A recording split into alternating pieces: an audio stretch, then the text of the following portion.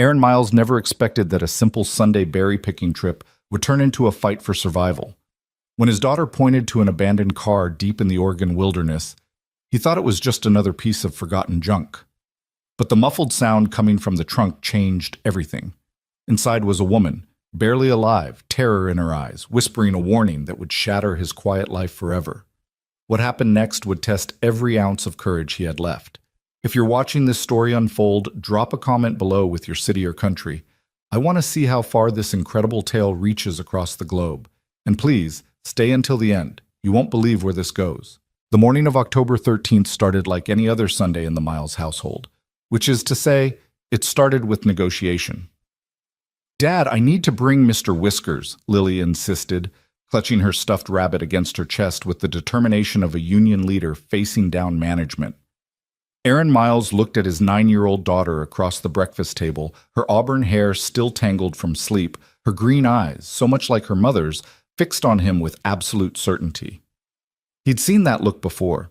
It was the same expression Sarah had worn when she told him she was pregnant, that she wanted to keep the baby, that everything would work out somehow. Sarah had been gone for 3 years now. Cancer didn't negotiate. "Lilybug," Aaron said, running a hand through his own dark hair, streaked prematurely with gray at 34. "We're going berry picking, not to the Tea Party convention. Mr. Whiskers is going to get dirty." "Mr. Whiskers likes adventure," Lily countered, setting the rabbit on the table between them like evidence in a trial. "Remember when we went to the beach and he got sandy? He didn't complain once." Aaron felt the familiar tug at the corner of his mouth, the one that happened whenever his daughter deployed her particular brand of ironclad logic. She was smart. Too smart sometimes. The kind of smart that made parent-teacher conferences both proud and terrifying. "Fine," he relented, holding up his hands in surrender. "But you're responsible for keeping him clean. Deal?" "Deal!" Lily's face exploded into a grin, and she grabbed Mr. Whiskers, already racing toward her bedroom to pack her small backpack with the essentials. A juice box, her favorite granola bars, and apparently, one well-loved stuffed rabbit. Aaron stood up and began clearing the breakfast dishes. Scrambled eggs, slightly burnt toast, the kind of meal that screamed single dad doing his best. Through the kitchen window, he could see their small 2-story house on the outskirts of Pine Haven, Oregon, population 4,200. Beyond the weathered fence of their backyard, the forest began, miles and miles of Douglas fir, western hemlock, and silence. He loved that silence. After Sarah died, after the funeral casseroles stopped coming, after the sympathetic looks from neighbors faded into the background noise of small-town life, that silence had been his refuge. Some people found it oppressive, that weight of wilderness pressing in on all sides.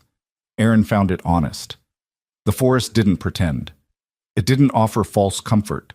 It simply existed, ancient and indifferent, and somehow that made it easier to breathe. His phone buzzed on the counter. A text from Tom, his buddy from the lumber mill where Aaron worked as a safety inspector.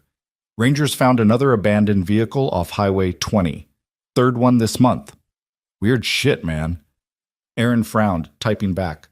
Dumpers? Maybe. But these cars aren't stripped. They're just left. Doors open, keys still inside sometimes, like people just walked away.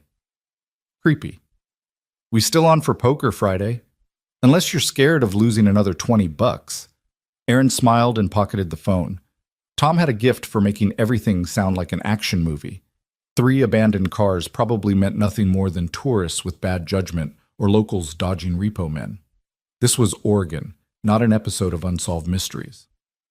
"I'm ready," Lily announced, appearing in the doorway with her backpack strapped on, Mr. Whiskers tucked safely in the front pocket, his fuzzy head poking out like a tiny co-pilot. "Let me see," Aaron said, crouching down to check her gear. "Water bottle?" "Check." "Jacket, in case it gets cold?" "Check." "Your sense of adventure?" Lily giggled. "Double check." "Then let's hit the road, Captain." They climbed into Aaron's truck, a beat-up Ford F-150 that had seen better decades, but still ran like a dream if you didn't mind the occasional grinding noise in the passenger door that required a specific jiggle and pull technique to open. Lily had mastered the technique by age 7. The drive to the old logging trail took 20 minutes, winding through town and then onto progressively smaller roads until pavement gave way to gravel, and gravel gave way to dirt. Aaron had been coming to this spot since he was a kid himself, back when his father would take him hunting.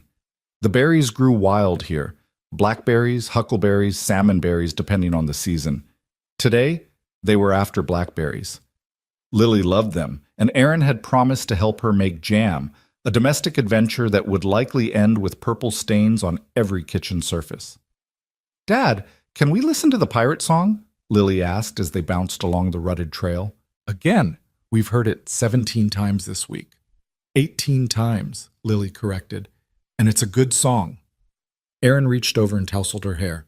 "Your wish is my command, Bug." The opening notes of some pop song about sailing and treasure filled the truck cab, and Lily immediately began singing along, her voice high and slightly off-key, but filled with the kind of joy that made Aaron's chest ache. These were the moments he held on to, the simple, perfect, ordinary moments that proved life could still be good, even after it had been so thoroughly bad. They reached the trailhead at 9:30. The sun was already climbing higher, burning off the morning mist that clung to the trees. Aaron killed the engine and sat for a moment, listening to the silence rush back in. No cars, no people, just birdsong and the whisper of wind through pine needles. "You ready, explorer?" he asked, turning to Lily. She nodded eagerly, already unbuckling her seatbelt with practiced ease. They grabbed their supplies, a large plastic bucket for berries, a smaller container for Lily, leather work gloves to protect against thorns, and the bear spray Aaron always carried, though they'd never seen a bear on these trips. Better safe than sorry was basically the single dad motto. The trail was overgrown but still navigable, winding deeper into the forest where the logging company had worked decades ago before environmental regulations and declining profits shuttered the operation. Now nature was slowly reclaiming it all, moss creeping up abandoned equipment, trees growing through the rusted remains of a forgotten bulldozer, the forest patiently swallowing every human intrusion. "Stay close," Aaron reminded Lily as they walked, "and watch out for thorns, roots, and anything that looks like poison ivy," Lily recited. "I know, Dad. You tell me every time." "That's because every time those things are still out here waiting to get you." They walked in comfortable silence for a while, following the old logging road as it curved and climbed. The berry bushes grew thick here, laden with fruit. Aaron showed Lily which berries were ripe, the ones so dark they were almost black that came away from the vine with barely a touch. The purple juice stained their fingers within minutes. "How many do you think we need for jam?" Lily asked, dropping a handful into her container with a satisfying plink, plink, plink. "Well," Aaron said, pretending to calculate, "if we assume each jar needs about 4 cups of berries, and we want to make, say, 6 jars, that's a lot of berries, Bug. You might be picking till Christmas." Lily laughed. "That's okay. I like it here. It's peaceful." Aaron felt that familiar ache again, pride and sadness twisted together. She was too wise for 9 years old, his daughter. She'd had to grow up too fast, watching her mother waste away, learning to be strong when she should have been learning to ride a bike without training wheels. But she'd survived. They both had. And now, here in the forest with purple-stained fingers and a stuffed rabbit keeping watch, they were finding something like happiness again. They'd been picking for about 40 minutes when Lily suddenly straightened up, her head tilted like a dog hearing something humans couldn't. "Dad?" she said quietly.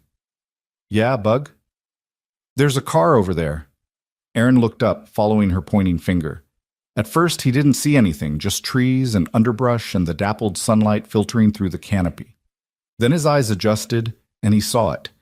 About 30 yards off the trail, half hidden behind a thick tangle of salal and Oregon grape, was the rear end of a vehicle. Gray, or maybe silver, it was hard to tell under the coating of dust and forest debris. One taillight was shattered, the other was intact, but dark. "Huh," Aaron said, setting down his bucket.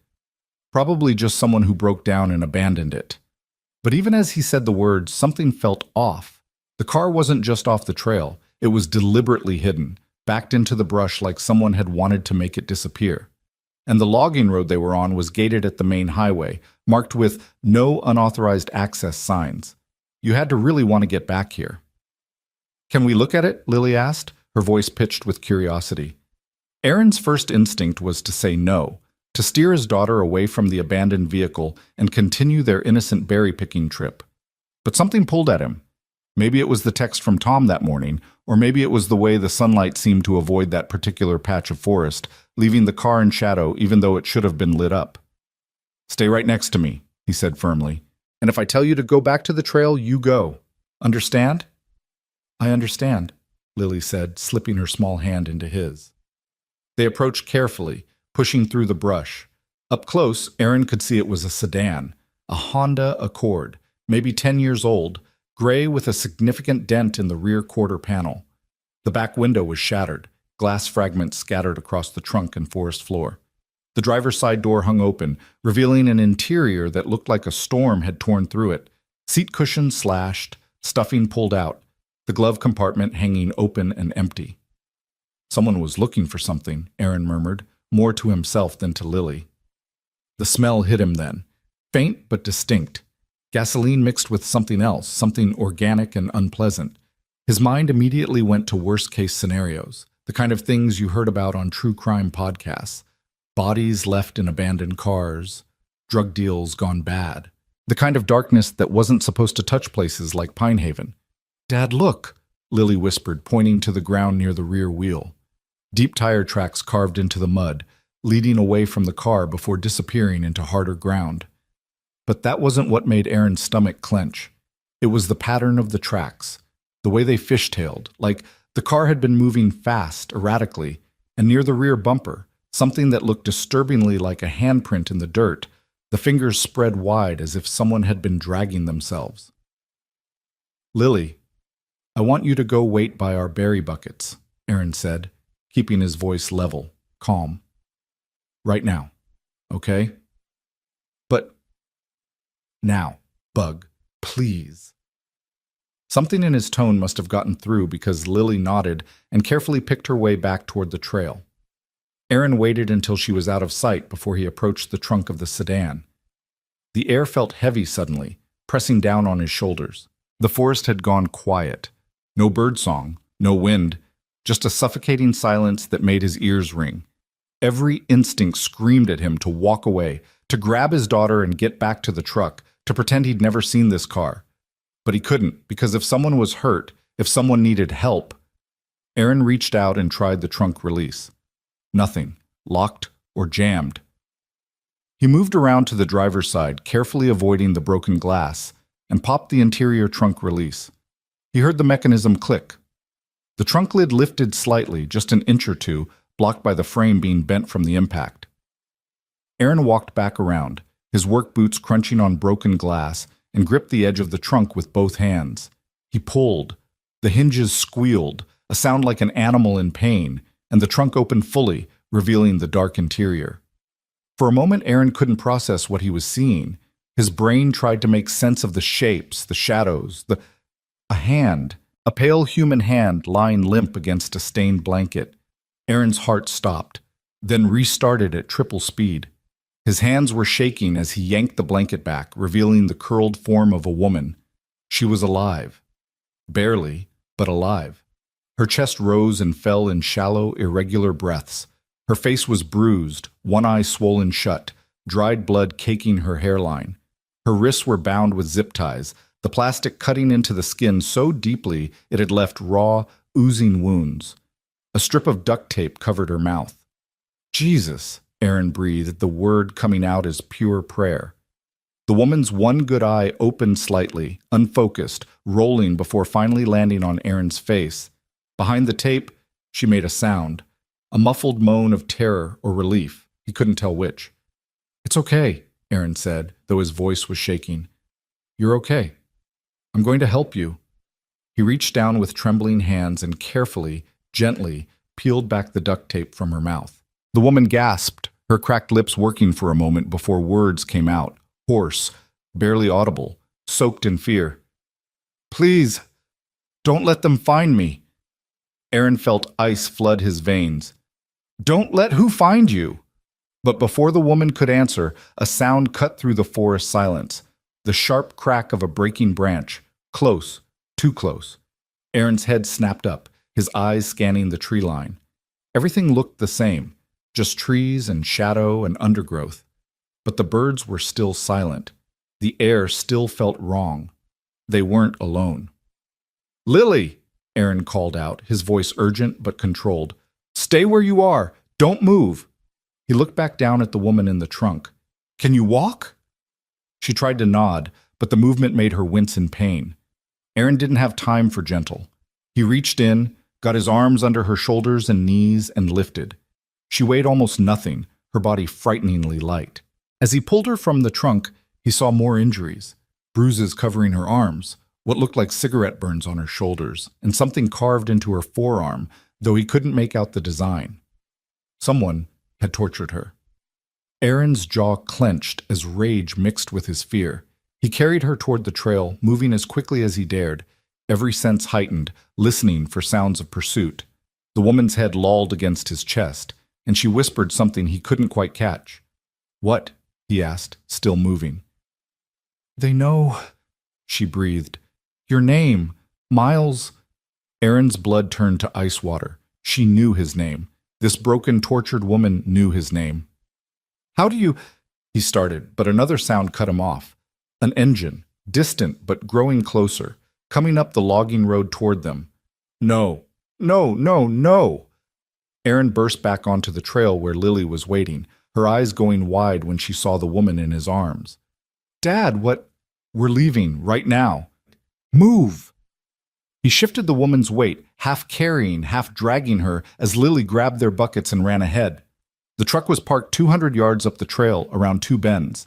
The engine sound was getting louder. They had maybe a minute, maybe less. Lily reached the truck first and yanked open the passenger door using her practiced technique. Aaron all but threw the woman into the back seat, her body sprawling across the bench, still bound at the wrists. "Get in and stay down," he ordered, slamming the door and sprinting around to the driver's side. Lily was already climbing into the passenger seat, Mr. Whiskers clutched to her chest, her face pale. Aaron jammed the key into the ignition. The engine turned over once, twice. Come on, and roared to life. Through the windshield, Aaron could see dust rising from around the bend ahead. The other vehicle was close now, so close he could hear the rumble of a big engine, something with serious power.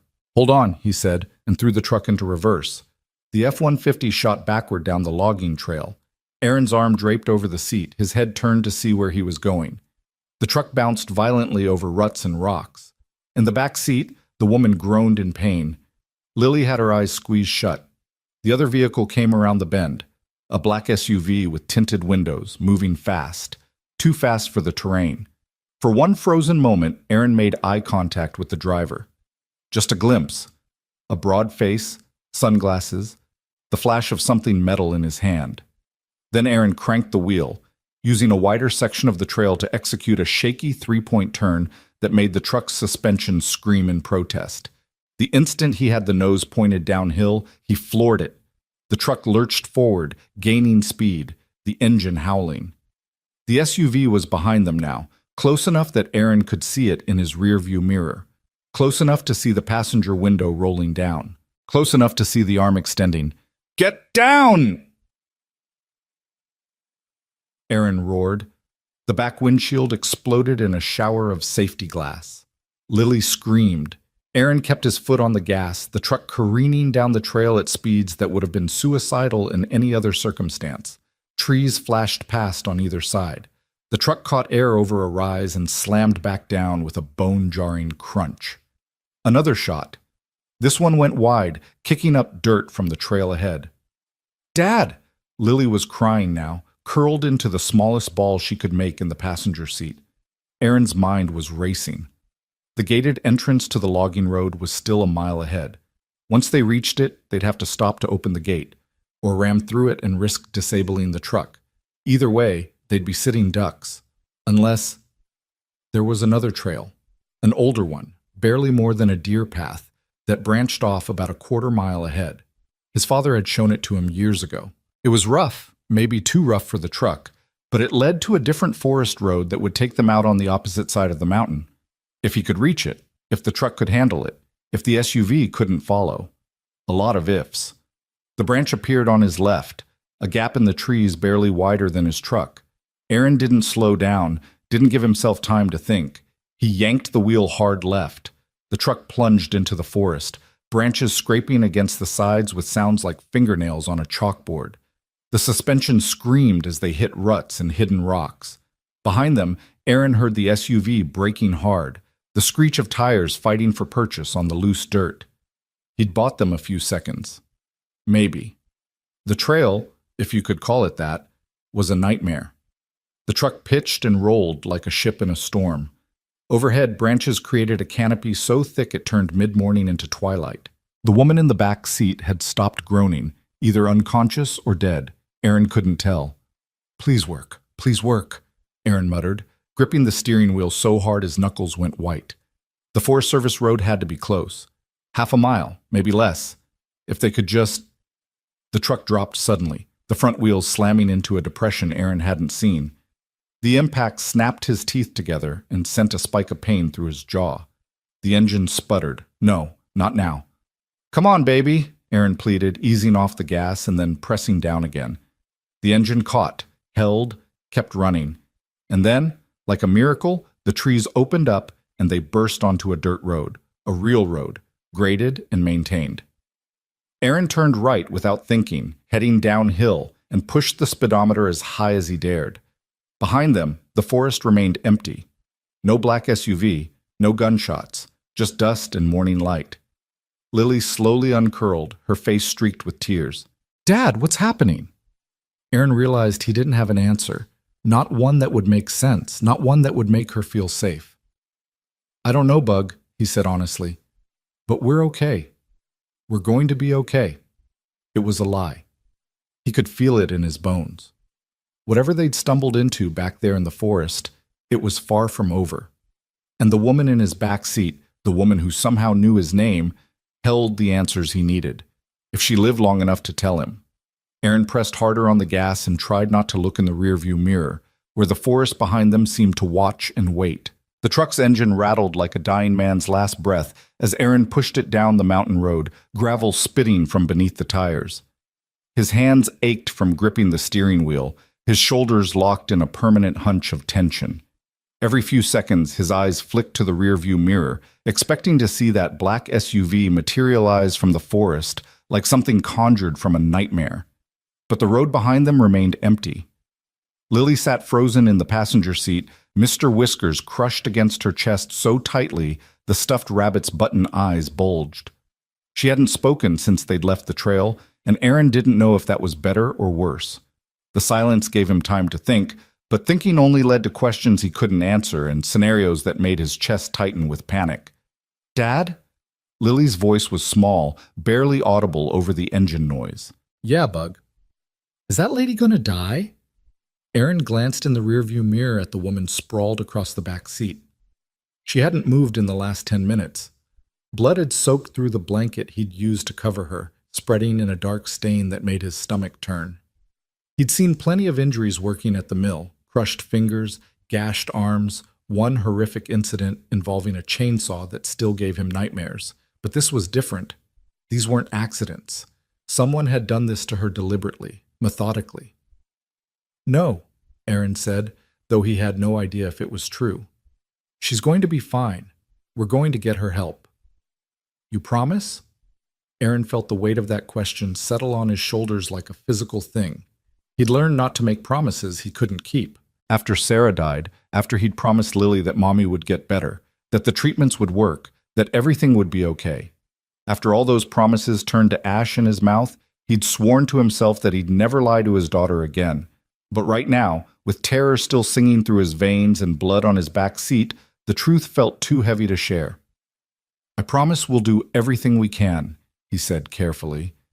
It seemed to satisfy her, or at least give her enough comfort to lean back against the seat and close her eyes. Aaron wished he could do the same, could let the adrenaline drain away and pretend for just a moment that they were heading home from a normal Sunday outing. Berry buckets full, nothing but jam making and quiet dinner ahead of them. Instead, his mind raced through scenarios. They needed to get to a hospital. Pine Haven General was 30 minutes away if he took Highway 20, But Highway 20 meant main roads, meant being visible, meant potentially running into whoever had been chasing them. The woman in the back seat had begged him not to let them find her. Whoever they were had guns and the willingness to use them in broad daylight. And they knew his name. That was the detail that kept circling back, sharp and poisonous. The woman had whispered it. Miles. Aaron Miles. Like she'd been expecting him, like this whole thing had been orchestrated somehow. But that was impossible. He was nobody. Just a safety inspector at a lumber mill, a single dad trying to make it through each day without falling apart. Nobody had any reason to know who he was, much less target him. Unless this wasn't about him at all. Unless he'd just been in the wrong place at the wrong time, and now he'd dragged his daughter into something dark and dangerous. Aaron's phone sat in the center console cup holder, the screen dark. He should call 911. That was the logical thing, the safe thing. But when he reached for it, his hand hesitated. The woman had said, "Don't let them find me." Not call the police or get me to a hospital. Just that one desperate plea, like she feared discovery more than death. What if the people chasing her had connections? What if calling the authorities would just lead her killers right to them? Aaron shook his head, trying to clear the paranoid thoughts. This was America, not some action movie. The police were there to help. He needed to trust the system, needed to believe that civilization was more than just a thin veneer over chaos. But his hand still didn't pick up the phone. The woman made a sound then, a low, rattling moan that raised every hair on Aaron's neck. He glanced back again and saw her eyelids fluttering, one swollen nearly shut, but the other trying to open. Her lips moved, forming words without sound. "Hey," Aaron called back to her, trying to keep his voice calm. "Stay still. You're safe. We're getting you help." Her good eye focused on him, and Aaron saw recognition there, not of him, but of consciousness returning, awareness flooding back along with what he could only imagine was excruciating pain. She tried to sit up, her bound wrists making the movement clumsy and desperate. "Easy," Aaron said. "Don't try to move. You're hurt pretty badly." "Where?" Her voice came out as a croak, barely human. "Where are you taking me?"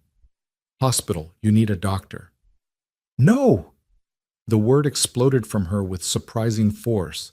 She lurched forward, her bound hands reaching toward the front seat. "No hospital. They'll find me. They'll—" Her body convulsed, a coughing fit that brought up blood, spattering across the seat. Lily made a small, frightened sound and turned away, pressing her face against the passenger window. Aaron eased off the gas, pulling the truck onto the shoulder. They were still in the mountains, still miles from anywhere, surrounded by forests that pressed close on both sides. He put the truck in park and twisted around to face the woman directly. "Who are you?" he demanded. "And how the hell do you know my name?" The woman's chest heaved as she tried to catch her breath. Blood stained her teeth, and the left side of her face had swollen so badly it distorted her features. But her one good eye held his gaze with fierce intensity. "My name is Claire Bennett," she said, each word clearly costing her. "I'm a journalist. Investigative. I was working on a story." "What kind of story gets you stuffed in a trunk and left to die?" Claire's laugh was bitter, broken. "The kind that matters. The kind people kill to keep quiet." Aaron felt his frustration rising, mixing dangerously with the fear that still thrummed through him. "That's not an answer. You knew my name. How? Why?" Claire closed her eye, and for a moment Aaron thought she'd lost consciousness again. But then she spoke, her voice softer now, almost apologetic. "I didn't know your name. Not before. But when they had me, when they were questioning me—" She paused, swallowing hard. "They mentioned it. Said they knew someone in the area, someone who could be, leveraged. A safety inspector at Cascade Lumber, single father, easy target if they needed one." The words hit Aaron like a physical blow. "What?" "I'm sorry," Claire whispered. "I'm so sorry. I tried not to tell them anything, but they—" Her voice broke, and tears mixed with the blood on her face. "They hurt me. For days. And I heard things, plans. Your name came up. I didn't understand why until now." Aaron's vision tunneled, The truck suddenly felt too small, the air too thick. They'd been talking about him, planning something, and he'd walked right into it by finding Claire, by playing the hero instead of calling the cops and walking away. "Dad?" Lily's voice was tiny, frightened. "What's she talking about?" "It's okay, Bug," Aaron said automatically, though nothing was okay. Nothing would ever be okay again. He looked at Claire, this broken stranger who'd just blown apart his understanding of reality. "What are they planning? What do they want with me?" "I don't know," Claire said. "I only caught pieces. But there's a network, a big one. Human trafficking, smuggling, drugs. It's all connected. They use these forests, these back roads. People disappear up here all the time, and nobody notices because it's so remote, but I noticed. I've been investigating for 6 months, and I got too close. They grabbed me in Portland, brought me up here to—" She trailed off, and Aaron didn't need her to finish the sentence. "Why didn't they just kill you?" The question came out harsher than he'd intended. "They were going to," Claire said simply. "But they wanted information first. Names of sources, what I'd published, who else knew. I gave them enough to buy time, but not enough to matter. And then last night something changed. They were arguing, the men guarding me. Something about a shipment, about needing to move it before someone arrived. They got sloppy. I managed to—" She held up her bound wrists. "I had a piece of broken glass, cut through part of the zip tie. Not enough to break free, but enough to give me a chance. When they moved me to the car, I fought. Got one of them in the eye with my thumb. They shoved me in the trunk and left me there while they dealt with whatever crisis had come up." "How long were you in there?" "I don't know. Hours. I thought I was going to die in that darkness." Her voice cracked. "And then I heard voices. A man and a little girl. And I thought maybe—" She didn't finish, but Aaron understood. She thought maybe she had one last chance. And she'd been right, though Aaron wished to God she'd been wrong, that he'd never found that car, never opened that trunk.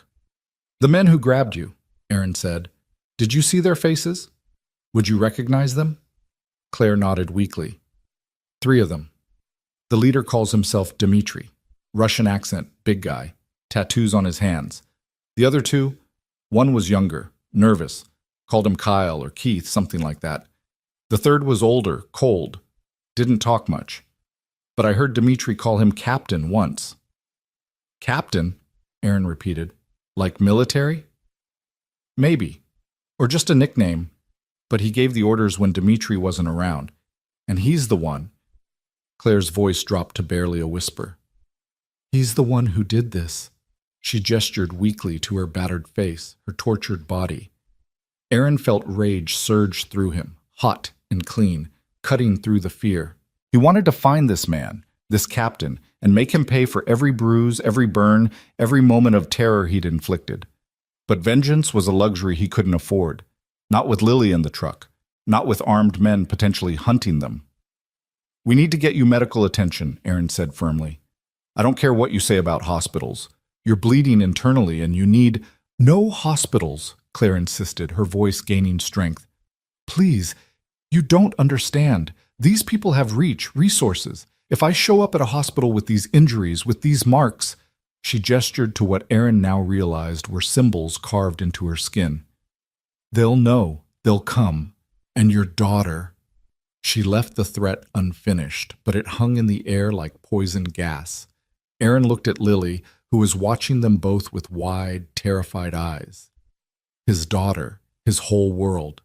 The reason he got up every morning, the reason he kept going after Sarah died. He would not, could not, let anything happen to her.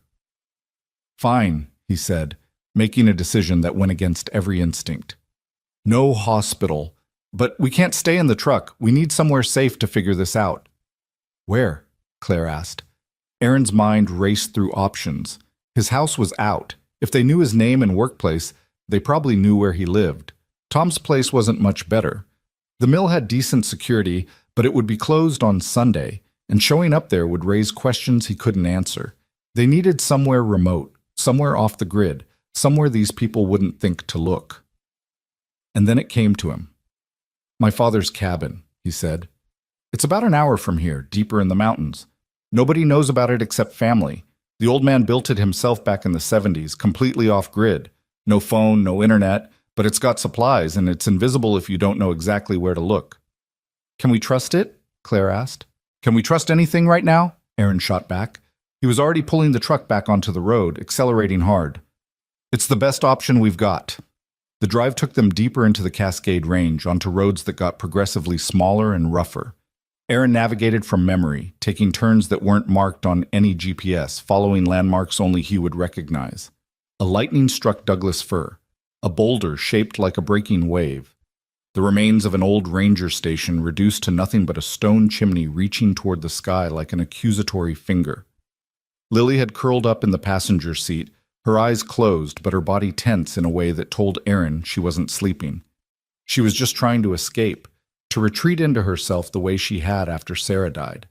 The thought of his daughter being traumatized again, of having to rebuild her sense of safety all over, made Aaron want to scream. Claire had gone quiet in the back seat, conserving her energy. Her breathing was labored, each inhale sounding wet and painful. Aaron kept checking the mirror, watching for signs that she was fading, that her injuries were finally claiming her.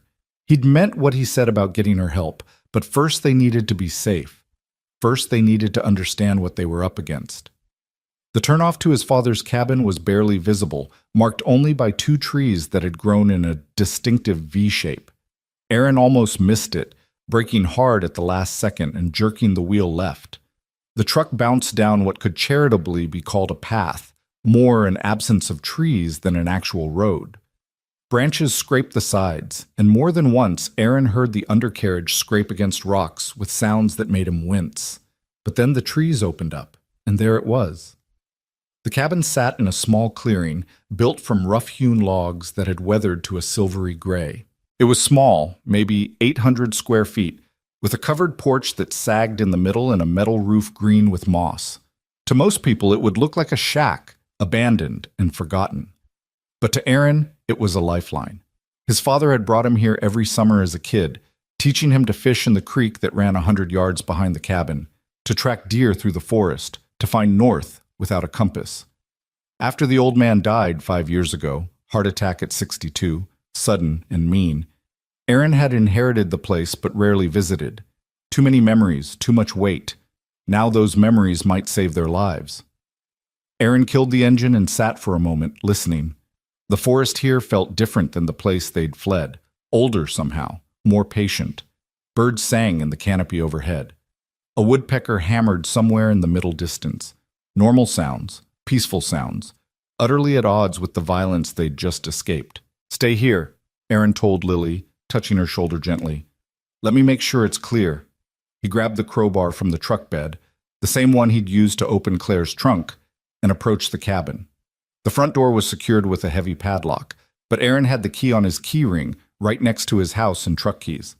The lock was rusted from years of exposure, and it took some wiggling, but finally it clicked open. The interior was dark and smelled of dust and mouse droppings. Aaron propped the door open to let in light and air, then did a quick sweep of the space. One main room with a wood stove, a small kitchen area with a hand pump for water from a well, 2 tiny bedrooms, and an outhouse out back. The furniture was basic: a table, some chairs, 2 narrow beds with bare mattresses. Shelves lined one wall, stocked with canned goods and supplies his father had maintained religiously. The old man had been a prepper before the term became trendy, convinced that civilization was always one disaster away from collapse. Looking at those dusty cans of beans and corn, Aaron felt a surge of gratitude for his father's paranoia. He returned to the truck to find Claire trying to sit up, her movements weak and uncoordinated. Lily had gotten out and was standing by the passenger door, hugging herself, looking small and lost.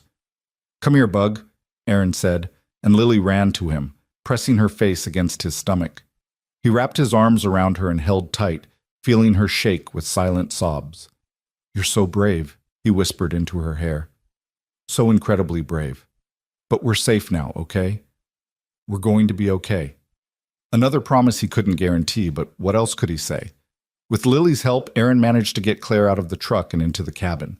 The journalist's legs barely supported her weight, and by the time they'd maneuvered her onto one of the beds, she was gasping in pain. In the better light, Aaron could see the full extent of her injuries, and it made him sick. The cigarette burns on her shoulders, the deep bruising around her ribs that suggested breaks. The symbols carved into her forearm, a triangle with some kind of design inside it, deliberately precise.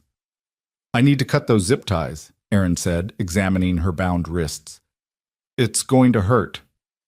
"Everything already hurts," Claire said, managing a ghost of a smile. "Do it." Aaron used his pocket knife, carefully sliding the blade under the plastic and sawing through. The moment the ties released, blood rushed back into Claire's hands, and she cried out, clutching her wrists against her chest. The skin beneath was raw, the tissue damaged from hours or days of restriction. "We need to clean these wounds," Aaron said, looking around helplessly. "And you need antibiotics, fluids, probably surgery." "First aid kit," Claire gasped. "Do you have one?" Aaron remembered his father's supplies. The old man had kept an extensive medical kit, updated annually. Aaron went to the shelves and found it. A large plastic box with a red cross on the lid. Inside was a treasure trove: bandages, antiseptic, pain medication, even a few emergency medications that were technically prescription, but that his father had acquired through means Aaron had never asked about. He brought the kit to Claire, who pawed through it with shaking hands, pulling out items and examining them. Despite her condition, her movements had purpose, training. She selected antibacterial ointment, clean bandages, a bottle of ibuprofen, and something else, a packet of pills Aaron didn't recognize. "Antibiotics," Claire explained, reading his expression. "Amoxicillin. If these wounds get infected—" She didn't finish the thought. "How do you know what to do?" Aaron asked. "Worked as an EMT for 3 years before I became a journalist," Claire said, swallowing pills dry, grimacing at the taste. "Figured if I was going to chase dangerous stories, I should know how to patch myself up." She went to work on her own injuries with an efficiency that was almost disturbing, cleaning wounds that made Aaron wince to look at, wrapping her ribs tightly to support what were almost certainly fractures. The whole time, her face remained set in an expression of grim determination, occasionally punctuated by sharp gasps of pain she couldn't quite suppress. Lily had retreated to a corner of the cabin, sitting with her back against the wall, Mr. Whiskers in her lap. She watched everything with huge eyes, her usual spark and energy completely extinguished. Aaron wanted to go to her, to comfort her, but he couldn't leave Claire. The journalist was barely holding on, and if she crashed— "You should eat something," Aaron said, pulling down cans from the shelf. "Get your strength up." "Can't," Claire said. "Not yet. Stomach's too messed up, but water would help." Aaron worked the hand pump in the kitchen area until water gushed out, rust-colored at first, but clearing after a few seconds. He filled a cup and brought it to Claire, who drank in small sips, her hands shaking so badly she needed Aaron to steady the cup. "Thank you," she whispered when she'd finished, "for not leaving me. Most people would have." "Most people aren't stupid enough to pull someone out of a trunk and get shot at," Aaron said, trying for humor and failing. "Look, we need to figure out our next move. Those men, Dimitri and the others, how hard are they going to look for you?" Claire's expression darkened. "As hard as they need to. I'm a loose end, Aaron. I know things, names, places, details about their operation. They can't afford to let me talk." "And now they think I know those things too," Aaron said, the reality settling over him like a shroud. "Because I have you." "I'm sorry," Claire said again, and this time tears spilled down her cheeks, cutting tracks through the dried blood. "God, I'm so sorry. I never wanted to drag anyone else into this. But they mentioned you, and when you opened that trunk, I thought maybe it was fate or something. Maybe you were supposed to find me." "Fate," Aaron repeated bitterly. "Right. Because fate has been so kind lately." He walked to the window and stared out at the forest, at the trees standing silent and ancient, witnesses to human drama but ultimately indifferent to it. His phone sat in his pocket, still useless without signal, but even if he had service, who would he call? The police? And tell them what? That he'd found a woman who claimed some vague criminal network was after them both? That armed men had shot at his truck? He had no proof, no evidence beyond Claire's word and the bullet holes in his rear window. "We should rest," Claire said from the bed. Figure things out tomorrow. In daylight. But Aaron knew there would be no rest. How could he sleep knowing that somewhere out there, men with guns were hunting them? How could he close his eyes when every sound might be an engine approaching, footsteps on the porch, the kick of a door being breached? Dad? He turned to find Lily standing beside him, looking up with an expression so fragile it broke his heart. Are we going home? She asked. Aaron crouched down to her level, taking her small hands in his. Not yet, Bug. We need to stay here for a little while, just until we know it's safe. But what about school tomorrow, and my homework, and... Her voice cracked. I want to go home, Dad. Please. I don't like it here. I know, Aaron said, pulling her into a hug. I know, and I'm sorry. But right now, this is the safest place for us. And I promise... He stopped himself, remembering his vow not to make promises he couldn't keep. I'm going to do everything I can to get us home as soon as possible. Lily buried her face in his shoulder and cried, the kind of deep, racking sobs that came from a child who'd seen too much, been scared too deeply. Aaron held her and stroked her hair and made soothing sounds that felt hollow and useless. Over Lily's head, he caught Claire watching them, her expression haunted. Whatever story she'd been chasing, whatever truth she'd been trying to expose, it had cost her everything. And now it was costing Aaron and Lily, too. As afternoon sunlight slanted through the cabin windows, painting everything in shades of amber and gold, Aaron felt the weight of their situation settle fully onto his shoulders. They were trapped, hunted by men with resources and no regard for human life, isolated in a cabin with limited supplies and no way to call for help, and responsible for a woman who knew secrets people would kill to protect. The forest around them was beautiful in its indifference, and somewhere in that beauty, danger waited.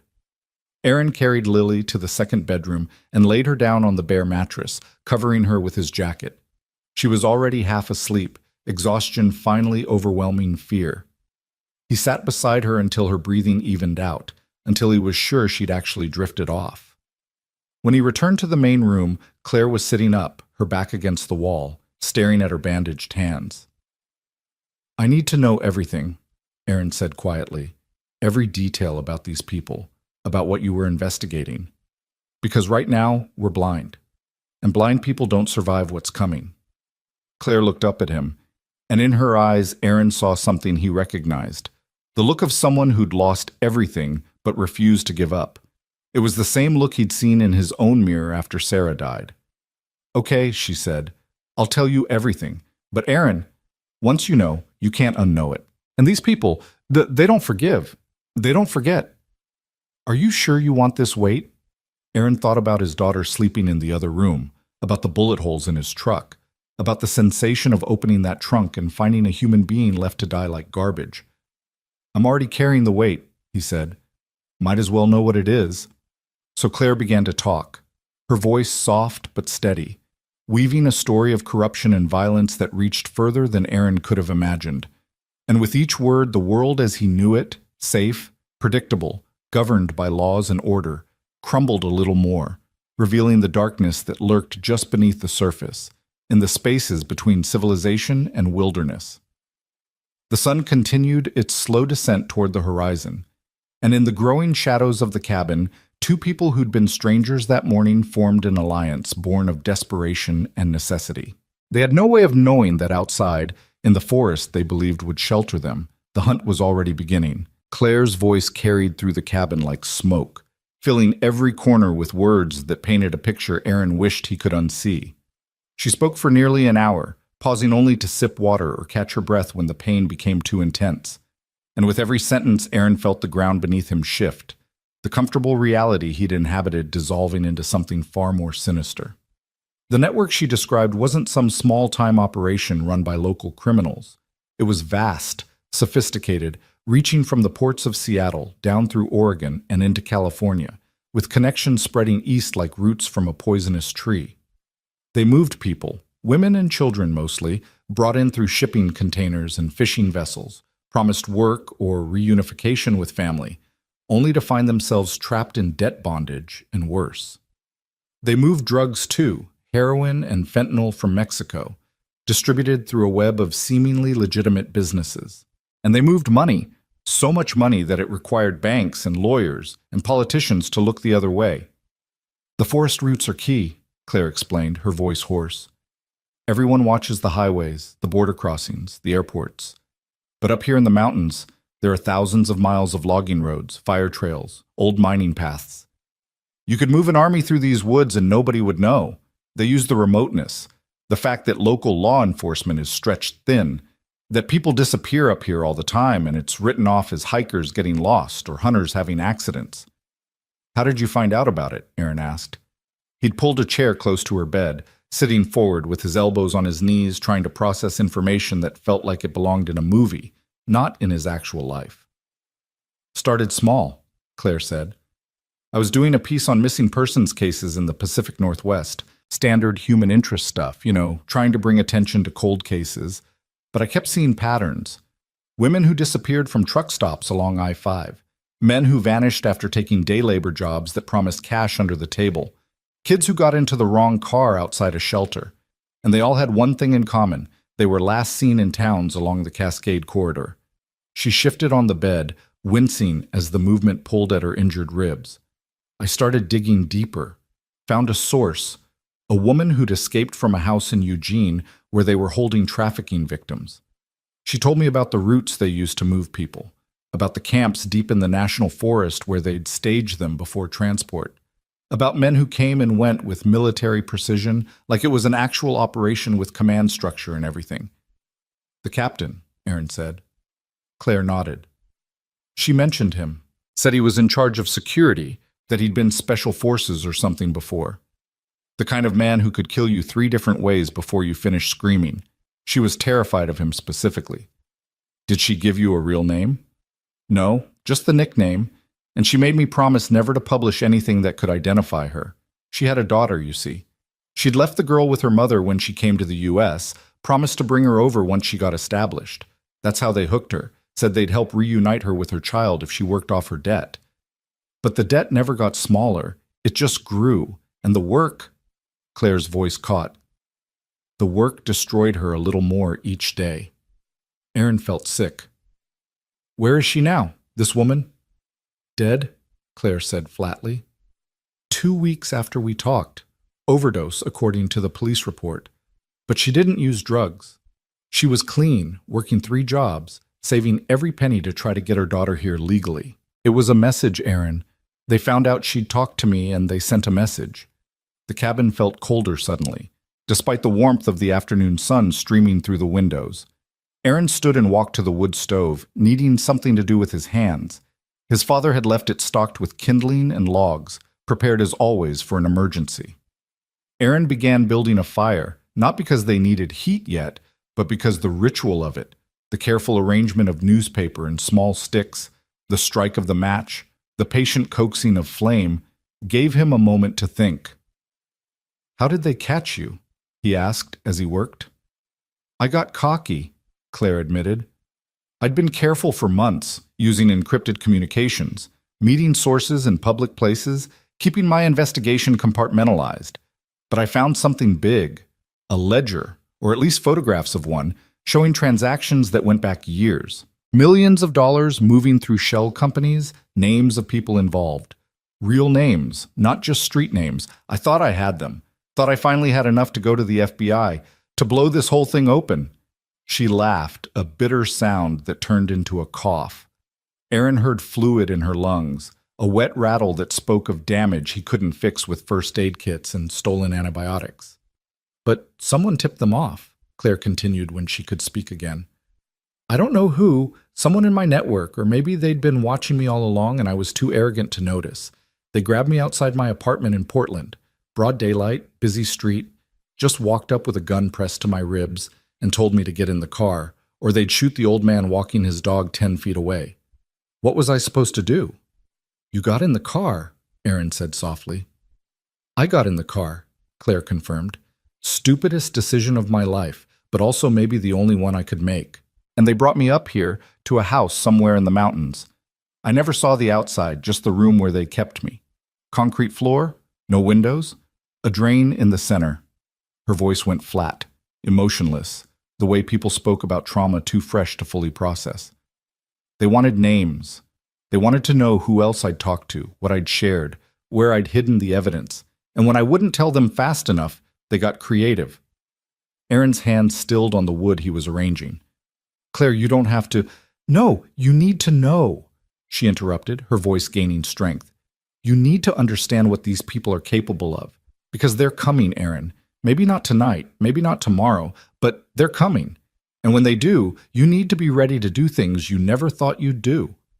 The fire caught, flames licking up through the kindling, spreading warmth into the cabin.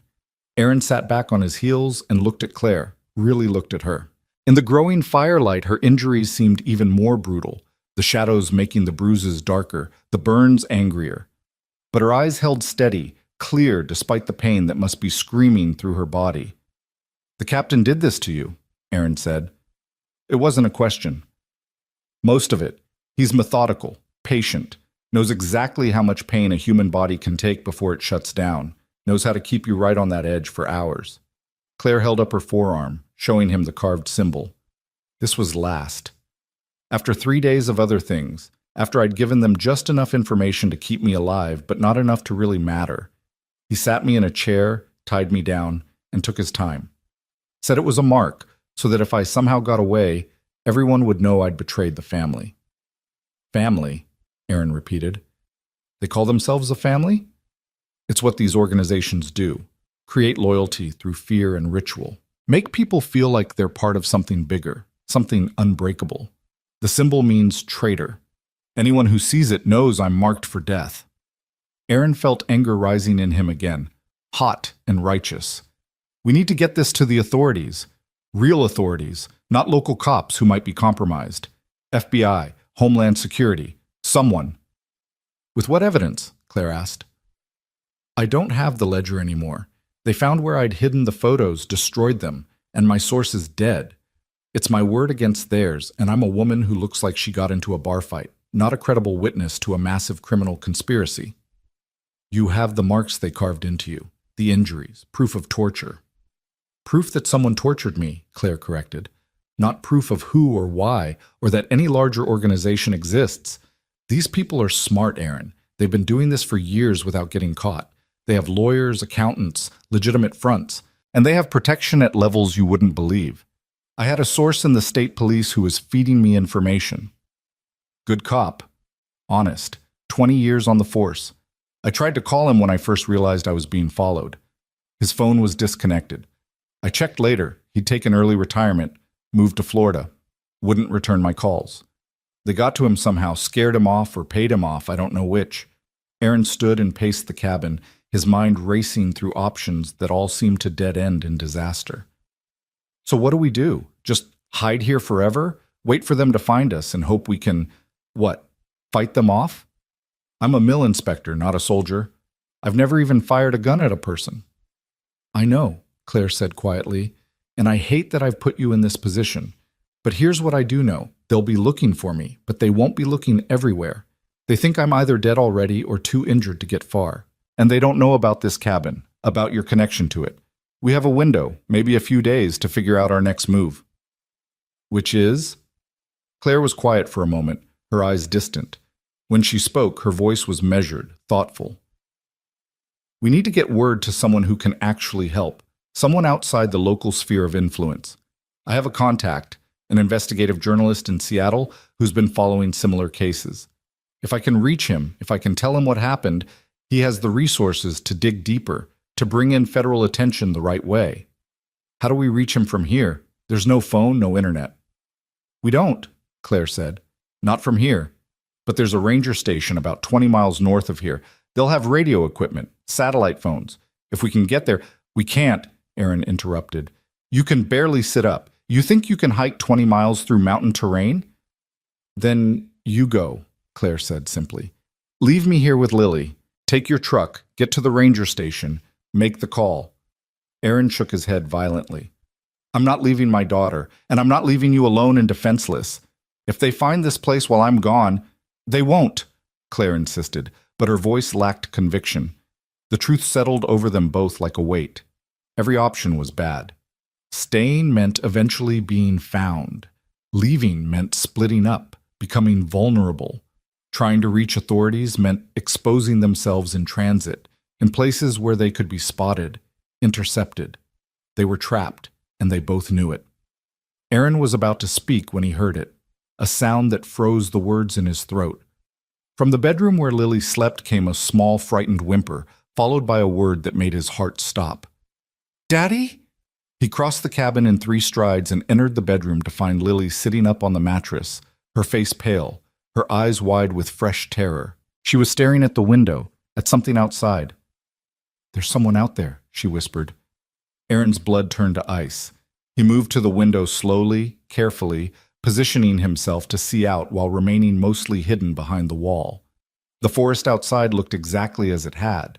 Trees and shadows and dappled sunlight. Nothing moved. No sound disturbed the afternoon quiet. But then he saw it. A flash of something that didn't belong, there and gone so quickly he almost thought he'd imagined it. Movement where there should be none, a shape that was too regular to be natural. Someone was watching the cabin. Aaron's mind kicked into overdrive.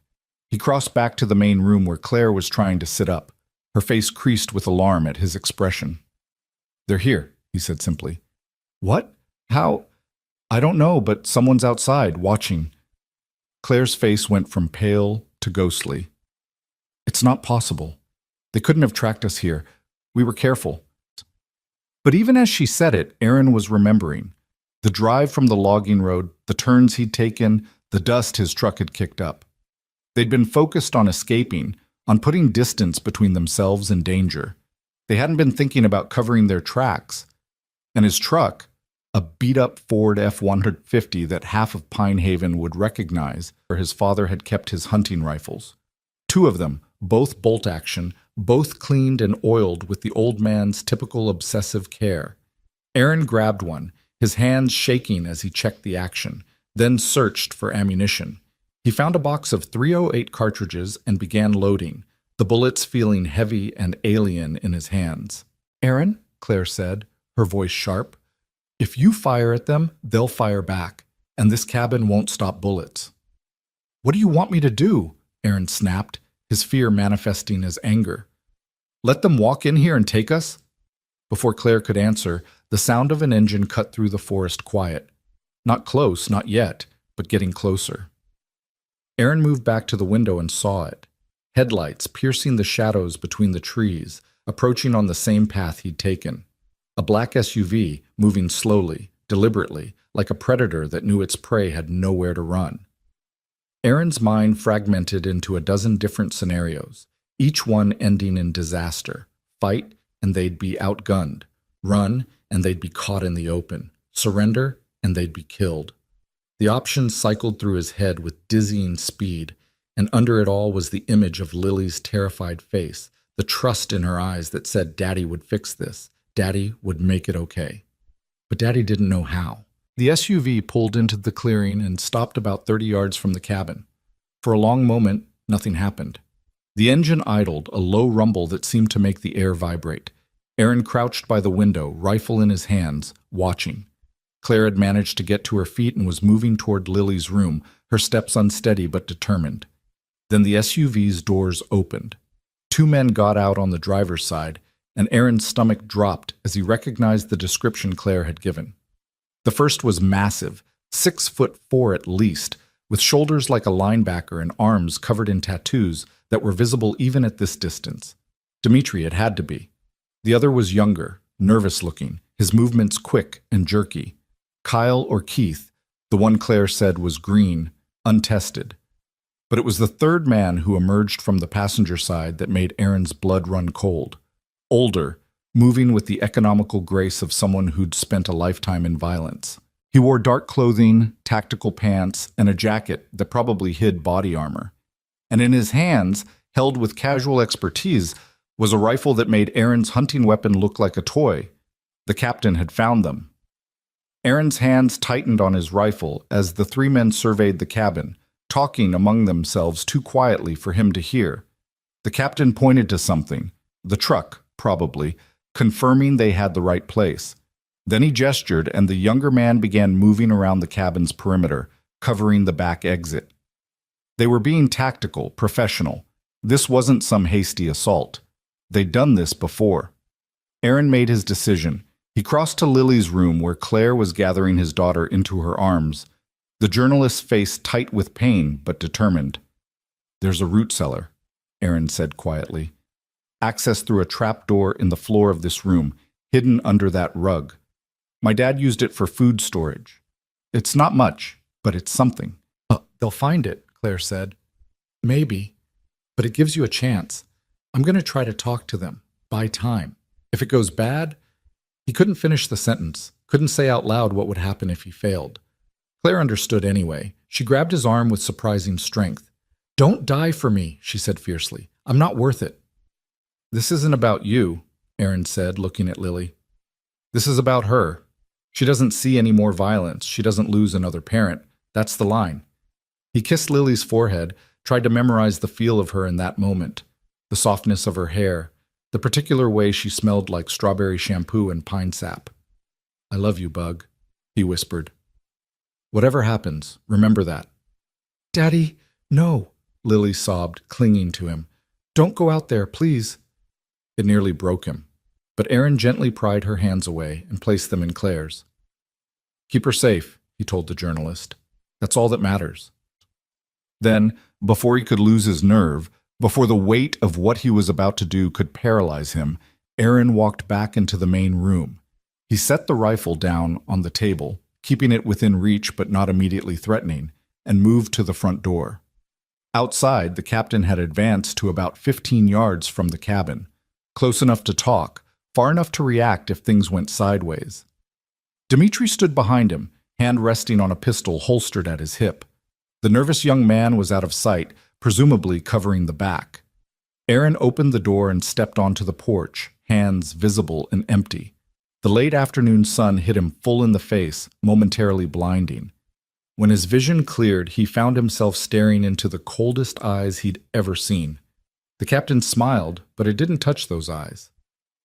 "Aaron Miles," he said, his voice surprisingly soft, cultured even.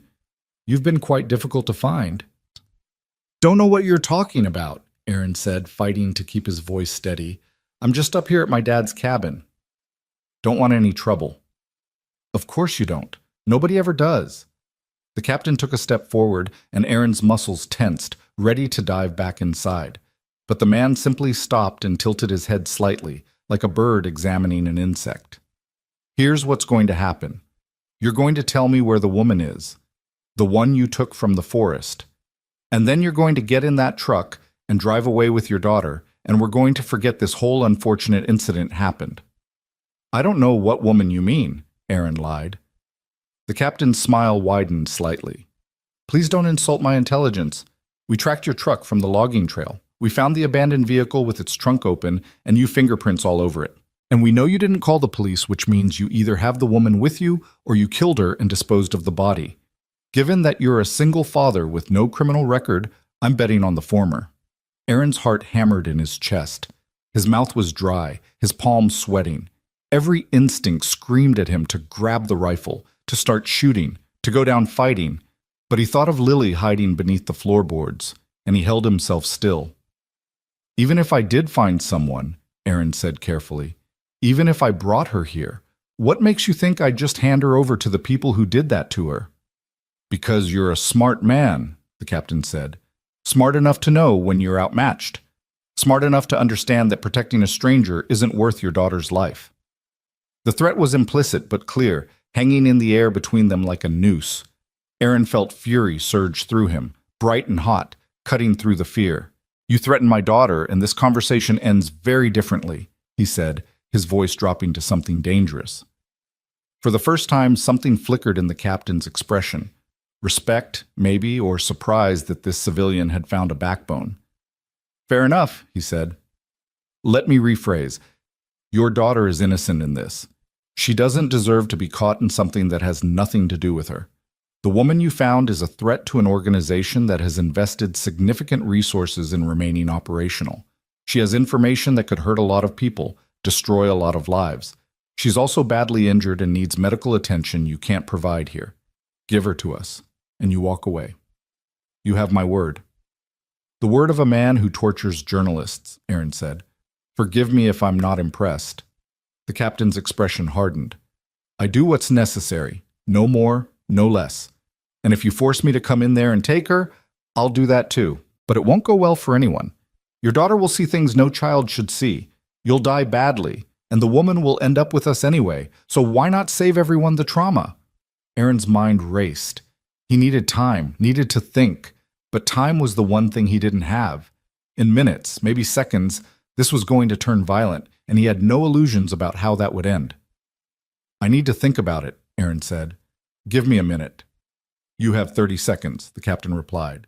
After that, we come in. Aaron started to turn, to go back inside, when movement at the tree line caught his eye.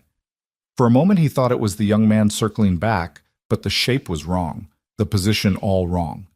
And then he saw it clearly. Another vehicle, partially hidden in the trees about 50 yards behind the SUV. Someone else was here, watching, waiting. The realization hit Aaron like electricity. They weren't alone. There was another player in this, someone the captain either didn't know about or hadn't accounted for. It changed everything. Or maybe it changed nothing. But it was information, and right now, information was the only weapon Aaron had. He turned back to face the captain, buying precious seconds, his mind working frantically. If I give you the woman, he said, how do I know you'll keep your word? How do I know you won't kill us anyway? You don't, the captain said simply. But you don't have much choice. Clock's ticking, Mr. Miles. 20 seconds. Behind the cabin, Aaron heard a sound, a door creaking, footsteps on wood. The young nervous man getting into position for the assault. Dmitri had moved slightly to the left, creating a crossfire angle. They were professionals, and they were preparing for violence. Aaron had run out of time and options. His hand moved toward his pocket, and instantly both the captain and Dmitri tensed, weapons starting to rise. Just my phone, Aaron said quickly, moving slowly. I want to call someone, make sure my daughter's protected if this goes bad. No calls, the captain said. Step away from the cabin, now. Or what? Aaron challenged, finding courage he didn't know he possessed. You shoot me right here? Prove to my daughter that monsters are real? If necessary, the captain said, and Aaron believed him completely. The moment stretched, crystalline and fragile. Aaron could hear his own heartbeat, could feel sweat running down his back despite the cool mountain air. In his peripheral vision, the shape in the trees shifted again, and this time Aaron caught a glint of something. Glass, metal, he couldn't tell. And then everything happened at once. The front window of the cabin exploded outward in a shower of glass. A gunshot cracked through the clearing, echoing off the surrounding trees. Dmitri staggered back, red blooming on his shoulder. The captain dove for cover behind the SUV with inhuman speed, his rifle coming up. Aaron threw himself backward through the cabin door as bullets stitched across the porch, sending splinters flying. He hit the floor hard, rolling, scrambling for the rifle he'd left on the table. Outside, the gunfire intensified. Multiple shooters now, the crack of the captain's rifle mixing with the heavier boom of something else, something powerful enough to punch through the SUV's door panel. Claire appeared in the doorway to the bedroom, Lily wrapped in her arms, both of them wide-eyed with terror. What's happening? She screamed over the noise. I don't know, Aaron yelled back. Stay down! He reached the table, grabbed the rifle, and moved to a window on the side of the cabin that faced the trees. Through the shattered glass, he could see chaos. The mysterious vehicle had moved into view now. A lifted pickup truck with no plates, and standing in its bed was a figure in dark clothing and a ski mask, firing a hunting rifle with devastating accuracy. Dmitri was on the ground, clutching his wounded shoulder, trying to drag himself behind the SUV. The captain had taken up a defensive position and was returning fire, but he was pinned, unable to advance or retreat effectively. The young nervous man appeared around the back of the cabin, his pistol up, looking for a target. Aaron didn't think, didn't hesitate. He brought the rifle to his shoulder and fired through the window. The shot went wide. He'd never been a great marksman, and fear made his hands shake, but it was close enough. The young man yelped and dove for cover behind Aaron's truck, firing blindly in Aaron's direction.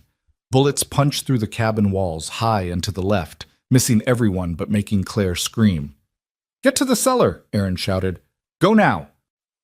He fired again, keeping the young man pinned while Claire half-dragged, half-carried Lily back to the bedroom. Aaron could hear them struggling with the trap door, the old hinges protesting. Outside, the battle had shifted. The figure in the pickup was moving, advancing on the captain's position with the casual confidence of someone who knew they had the advantage. The captain was good, professional, controlled, but he was outnumbered and outgunned. He fired a burst that forced the attacker to duck, then used the moment to sprint for better cover behind a large Douglas fir. It was the opening Dmitri needed. The big Russian had pulled himself together, his wounded shoulder apparently not enough to stop him. He rose from behind the SUV, pistol tracking toward the figure in the truck bed. Aaron saw what was about to happen, saw the angle, the clean shot Dmitri would have. And without thinking about consequences or morality or anything except the certainty that whoever was shooting at the captain was giving them a chance to survive, Aaron took aim. This time his shot was true. The bullet caught Dmitri in the chest, high and center, spinning him around and dropping him like a puppet with cut strings. Aaron felt the impact in his own chest, the weight of what he'd just done, the line he'd just crossed. He'd killed a man, actually killed him. The thought tried to break him, tried to drag him down into shock and horror. But there wasn't time. Outside, the captain had made a break for the SUV, abandoning Dmitri, focused now on survival. He fired a covering burst toward the mysterious pickup, then dove into the driver's seat. The SUV's engine roared to life. Tires spun in the dirt, kicking up a cloud that obscured everything. When it cleared, the SUV was racing away down the path, weaving between trees, the captain cutting his losses and retreating. The figure in the pickup truck tracked the SUV for a moment, rifle raised, but didn't fire. Instead, they lowered the weapon and turned to look directly at the cabin, directly at the window where Aaron stood.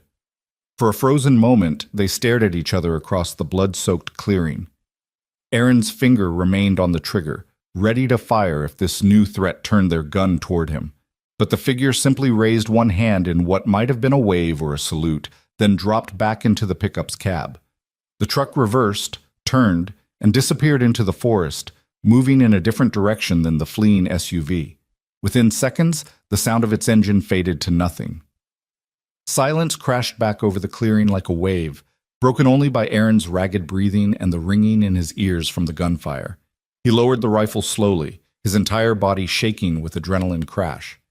In the clearing outside, Dmitri lay motionless, his blood darkening the dirt around him. Aaron had killed him. The fact repeated in his mind like a prayer or a curse, impossible to fully process. "Aaron?" Claire's voice came from behind him, weak and frightened.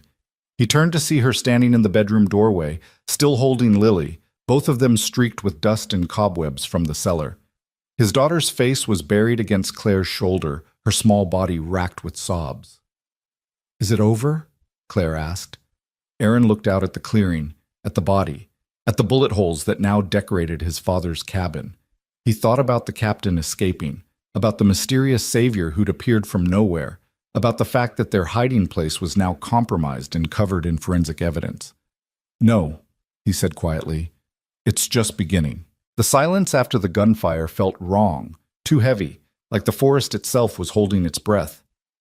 Aaron stood frozen at the window, the rifle still warm in his hands, staring at Dmitri's body sprawled in the dirt. The dead man's eyes were open, staring at nothing, and a dark pool was spreading beneath him like a shadow seeking to swallow the earth. Aaron had killed him.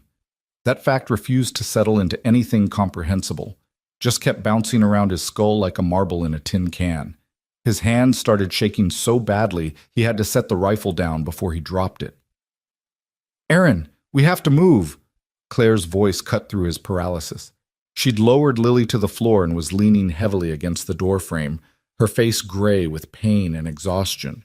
"The captain knows where we are now. He'll be back with reinforcements." "I killed him," Aaron said, the words feeling thick and foreign in his mouth. "I actually killed someone." "You saved our lives," Claire corrected firmly. "There's a difference." But was there? Aaron had pulled the trigger knowing exactly what would happen, had watched the bullet's impact spin Dmitri around like a broken toy. The moment replayed in his head with crystal clarity, the recoil against his shoulder, the crack of the shot, the way the big Russian's body had crumpled. No amount of justification could erase what he'd done. Lily's sobs brought him back to the present. She was curled on the floor, Mr. Whiskers clutched so tightly the stuffing was probably coming out the seams, her whole body shaking. Aaron crossed to her in 2 strides and dropped to his knees, gathering her into his arms. "I'm sorry, Bug," he whispered into her hair. "I'm so sorry you had to see any of this." "I want Mommy," Lily wailed, the words muffled against his chest. "I want Mommy, and I want to go home, and I want everything to be normal again." Aaron felt something crack inside him, some final wall he'd been maintaining between himself and the full weight of their situation. His daughter was traumatized, possibly permanently damaged by what she'd witnessed. A man lay dead outside. More men would be coming, and the mysterious stranger who'd saved them had vanished without explanation, leaving more questions than answers. He was failing. Failing as a father, failing as a protector, failing at the one job that actually mattered. "Aaron," Claire said again, more urgently, "we need to make decisions, right now." He looked up at her, seeing the same fear in her eyes that he felt in his gut, but also something else, determination, the kind that came from having already survived hell and refusing to go back. She'd been tortured for days, left for dead, and she was still fighting. If she could do that, he could pull himself together. "Okay," Aaron said, his voice steadier than he felt. "Okay, what are our options?" Claire moved carefully to the table and sat down, one hand pressed to her ribs. "The captain retreated, but he's not done. Men like him don't give up, especially not after losing someone. He'll regroup, call in more people, and come back harder. We have maybe a few hours, probably less." "What about whoever helped us?" Aaron asked. "The person in the truck?" "I don't know. And I don't trust miracles," Claire said. "Maybe they were following the captain. Maybe they have their own agenda. Either way, we can't count on them coming back." Aaron stood up, lifting Lily with him, and carried her to the old sofa. She clung to him like she had when she was tiny, before Sarah got sick, before the world showed her how cruel it could be. He sat with her, keeping one arm around her shoulders while his mind raced through scenarios. "We can't stay here," he said. "That's obvious. My truck is probably recognizable now, and even if it's not, they know what it looks like. The moment we get on any main road, we're exposed." "We need to get to authorities we can trust," Claire said. "Real federal agents, not local cops who might be compromised. But we're miles from anywhere, and in my condition I can barely walk, much less hike out of these mountains." "What about the ranger station you mentioned?" Claire shook her head. 20 miles through rough terrain. It would take all night at least, and that's if I could even make it, which I can't." Aaron looked around the cabin, at the bullet holes in the walls, the shattered windows, the blood on his hands from where he'd cut himself on broken glass without noticing. His father had built this place as a refuge, a shelter from the world. Now it was a trap, compromised and surrounded by evidence of violence that would take forensics teams days to process. "There's another option," he said slowly, an idea forming. "It's risky as hell, but so is everything else." "I'm listening," Claire said. "My friend Tom, the one who texted me about abandoned cars this morning. He has a place about 40 miles from here, other side of the mountain. More importantly, he has resources. A satellite phone from his guide business, medical supplies because he leads wilderness trips, and connections to search and rescue that work directly with federal agencies for missing persons cases. Can you trust him?" "With my life," Aaron said without hesitation. Tom had been there after Sarah died, had shown up every day for 2 weeks just to sit with Aaron when the silence got too heavy, had taken care of Lily when Aaron couldn't function. He's solid, and he's not connected to anything around here. He moved up from California 5 years ago, no local ties except through me. Claire considered this, her good eye distant. "How do we get there? Your truck is compromised." "Tom also has a boat," Aaron said. "There's a lake about 3 miles from here, and it connects through a series of waterways to Lake Cascade, which is a mile from Tom's property. If we can get to the water, we can bypass the roads entirely." 3 miles, Claire repeated, looking down at her battered body. "I don't know if I can make it." "Then I'll carry you," Aaron said simply. "I got you this far. I'll get you the rest of the way." Lily had gone quiet against his side, her sobs fading to hiccups. She looked up at him with red, swollen eyes. Are we going to die, Daddy? The question hit him like a punch to the sternum. He wanted to lie, wanted to give her the comfortable fiction that everything would be fine, that Daddy would fix it all. But he'd promised himself after Sarah died that he wouldn't lie to his daughter, wouldn't shelter her from truth even when truth was terrible. I don't know, Bug, he said honestly, but I promise you this. I will fight with everything I have to keep you safe. And if it comes down to it, I will trade my life for yours without hesitation. Do you understand? You are the most important thing in the world to me. Lily nodded slowly, then buried her face against him again. Over her head, Erin met Claire's gaze and saw understanding there. She knew what he was really saying, that if they were caught, if it came down to it, he would make sure Lily and Claire had a chance to escape, even if it cost him everything. We need to move fast, Claire said. Gather what we need and go. Erin nodded and gently detached himself from Lily, kissing the top of her head. Stay right here, okay? Don't look outside. Just stay on this couch with Mr. Whiskers. He moved quickly, grabbing supplies from his father's well-stocked shelves, water bottles, energy bars, a first aid kit, a flashlight, matches. He found a backpack in the closet and stuffed everything inside, including the box of rifle ammunition. The rifle itself he slung over his shoulder, the weight of it a constant reminder of what he'd become in the last few hours. Claire had managed to stand and was at the window, looking out at Dimitri's body. We should check him, she said quietly. See if he has a phone, ID, anything useful. The thought of going near that body, of searching the pockets of a man he'd killed, made Erin's stomach turn. But she was right. Information was survival, and squeamishness was a luxury they couldn't afford.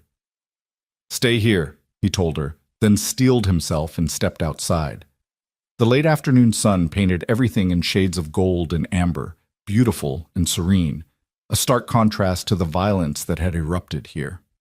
Erin approached Dimitri's body slowly, his rifle ready, even though the man was clearly dead.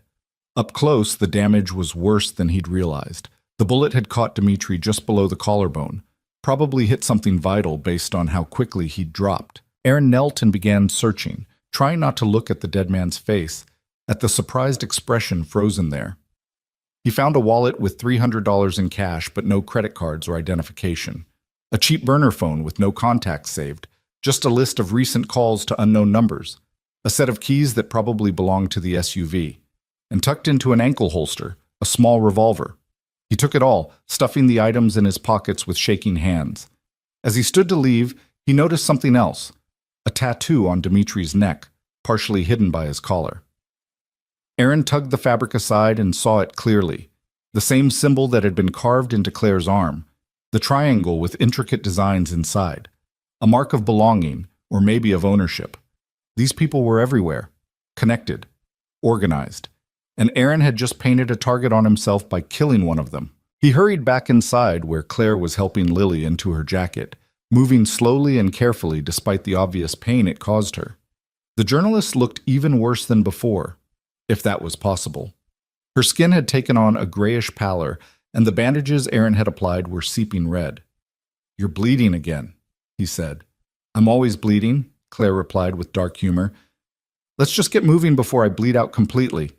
Erin helped her into his father's heavy canvas jacket, several sizes too big but warm.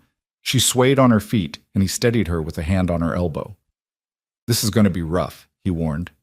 Everything's been rough, Claire said. What's a little more? They left through the back door, moving into the forest on a path Erin remembered from childhood expeditions with his father. The undergrowth was thick here, salal and sword ferns creating a dense tangle that slowed their progress. Erin went first, breaking trail, with Lily close behind and Claire bringing up the rear, her breathing already labored from the exertion. The first half-mile was manageable. The ground sloped gently downward, and the trail, though overgrown, was still visible if you knew what to look for. But then the terrain changed, becoming steeper, rockier. Exposed roots threatened to trip them with every step. Claire stumbled twice in the first 10 minutes, barely catching herself on trees. Stop, Erin said finally, watching her struggle. This isn't working. I can make it, Claire insisted, but her voice was weak. No, you can't. Not like this. Erin turned to Lily, crouching down to her level. Bug, I need you to be brave for me, okay? Really brave. Can you do that? Lily nodded, though her eyes were huge with fear. I'm going to carry Claire. You're going to walk right next to me. Hold on to my belt so we don't get separated. The path is going to get harder, but we're going to make it, all three of us together. You understand? I understand, Lily whispered. Aaron turned to Claire. This is going to hurt, he warned. Then before she could protest, he bent and lifted her in a fireman's carry, draping her across his shoulders. She gasped in pain, and he felt her tense against him. Sorry, he muttered. Just move, Claire gritted out. With Lily gripping his belt and Claire's weight across his shoulders, Aaron resumed walking. The going was brutal. Each step required careful placement to avoid roots and rocks. His back screamed within minutes, muscles protesting the load and the terrain. Sweat soaked through his shirt despite the cool mountain air. Behind him, Lily's breathing came in frightened little gasps, but she kept pace, never letting go of his belt. And Claire, despite the agony Aaron knew she must be feeling with every jostle and jar, stayed silent except for the occasional sharp intake of breath. They walked for an hour, maybe more.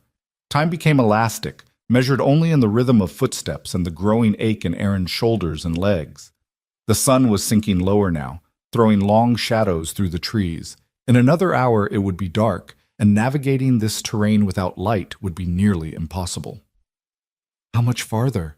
Claire asked, her voice thin.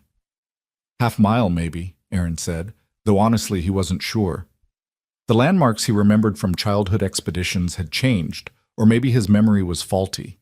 Everything looked the same, just trees and more trees, endless forest that could swallow them whole.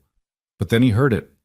The sound that meant salvation, or at least a chance at it, the gentle lap of water against a shore.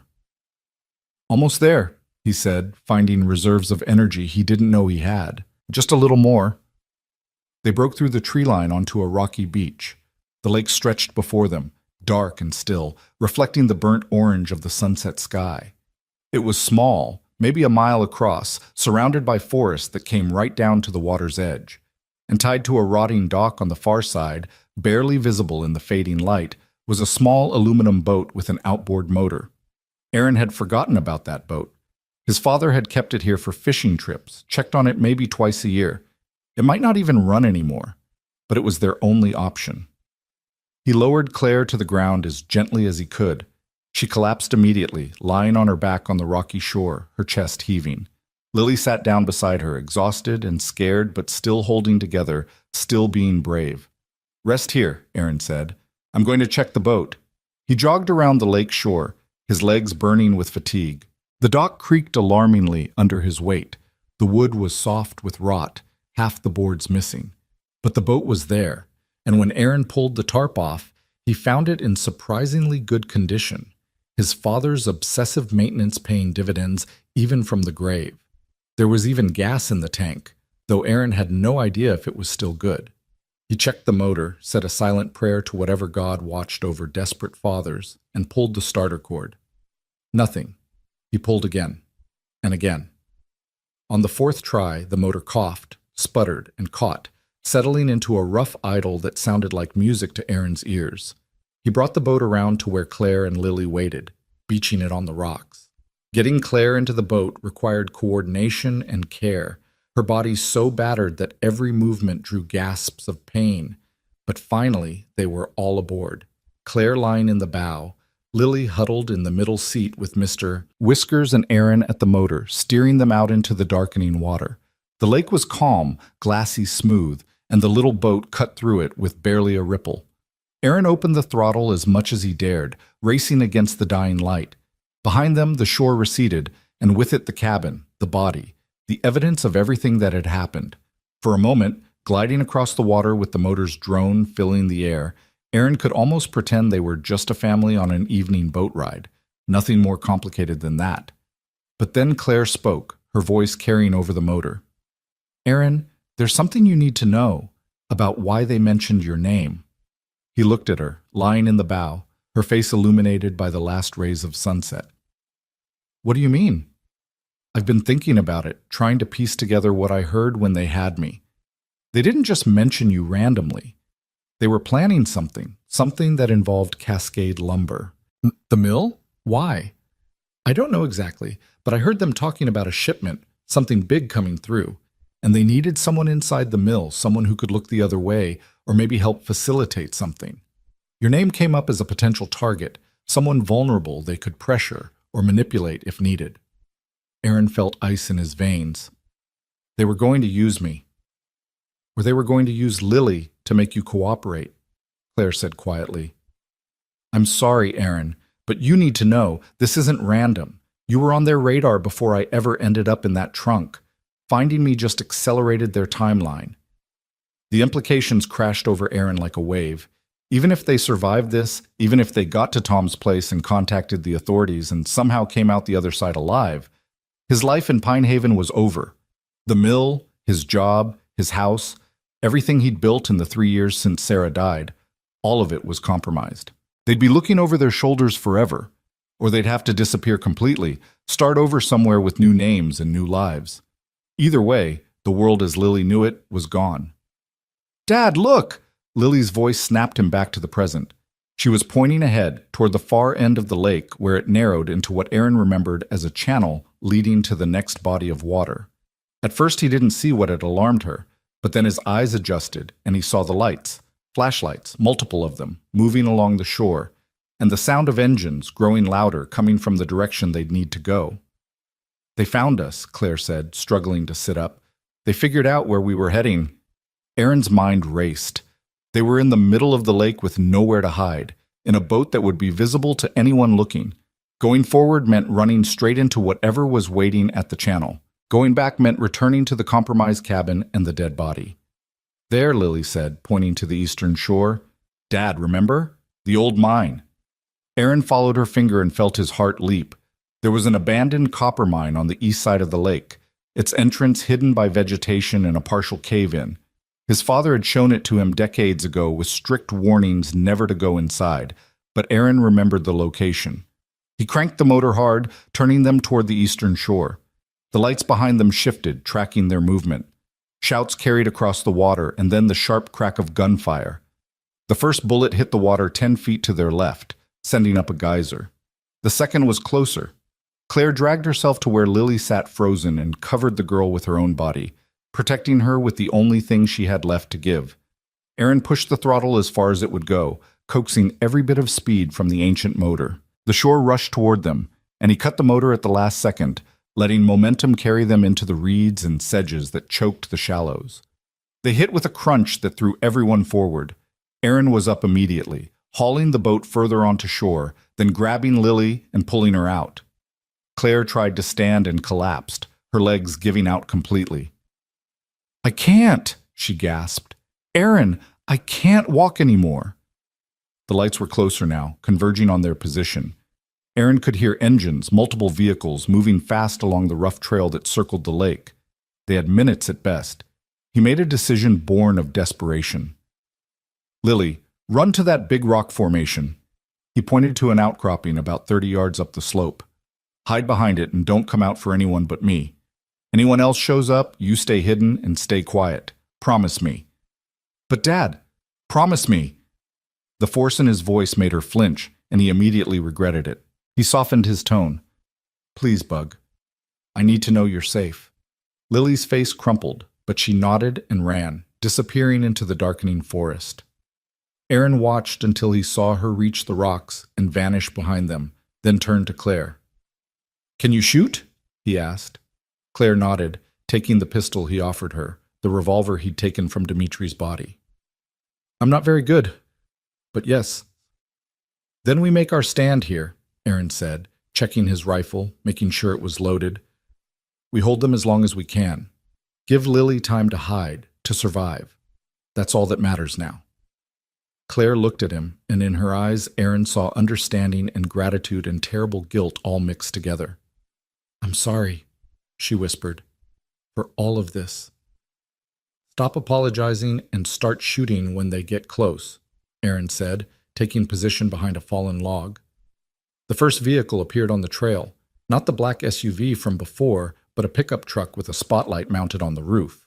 The beam swept across the shore, searching, and found the abandoned boat almost immediately. More vehicles appeared. Aaron counted 3, maybe 4. Too many. Far too many. But he'd known this was how it would end from the moment he'd opened that trunk and found Claire inside. Some decisions changed everything, and there was no going back. The spotlight swung toward their position, and Aaron squinted against the glare. He could see shapes moving behind it, coordinating. They knew he was here, knew he was armed. They'd be cautious, professional. "Show yourself, Mr. Miles," a voice called across the water, amplified by a bullhorn. Not the captain, someone else. "There's no escape. Make this easy on yourself and the girl." Aaron's finger tightened on the trigger. He thought about Sarah, about how she'd made him promise to take care of Lily no matter what. He thought about his daughter hiding behind the rocks, terrified and alone. He thought about everything he'd tried to build in the years since his wife died, all the effort he'd put into being a good father, into creating a safe and normal life. And then he thought about how none of that mattered if he let evil men win through fear and inaction. He raised the rifle, aimed at the spotlight, and fired. The light exploded in a shower of glass and sparks, plunging the shore back into darkness. And as return fire began ripping through the trees around him, as Claire started shooting beside him with grim determination, as the night filled with the sound of violence and chaos, Aaron felt a strange calm settle over him. He'd made his choice. Right or wrong, he'd chosen to fight rather than surrender, chosen to protect rather than preserve himself. And whatever happened in the next few minutes, at least Lily would know that her father had stood when it mattered most.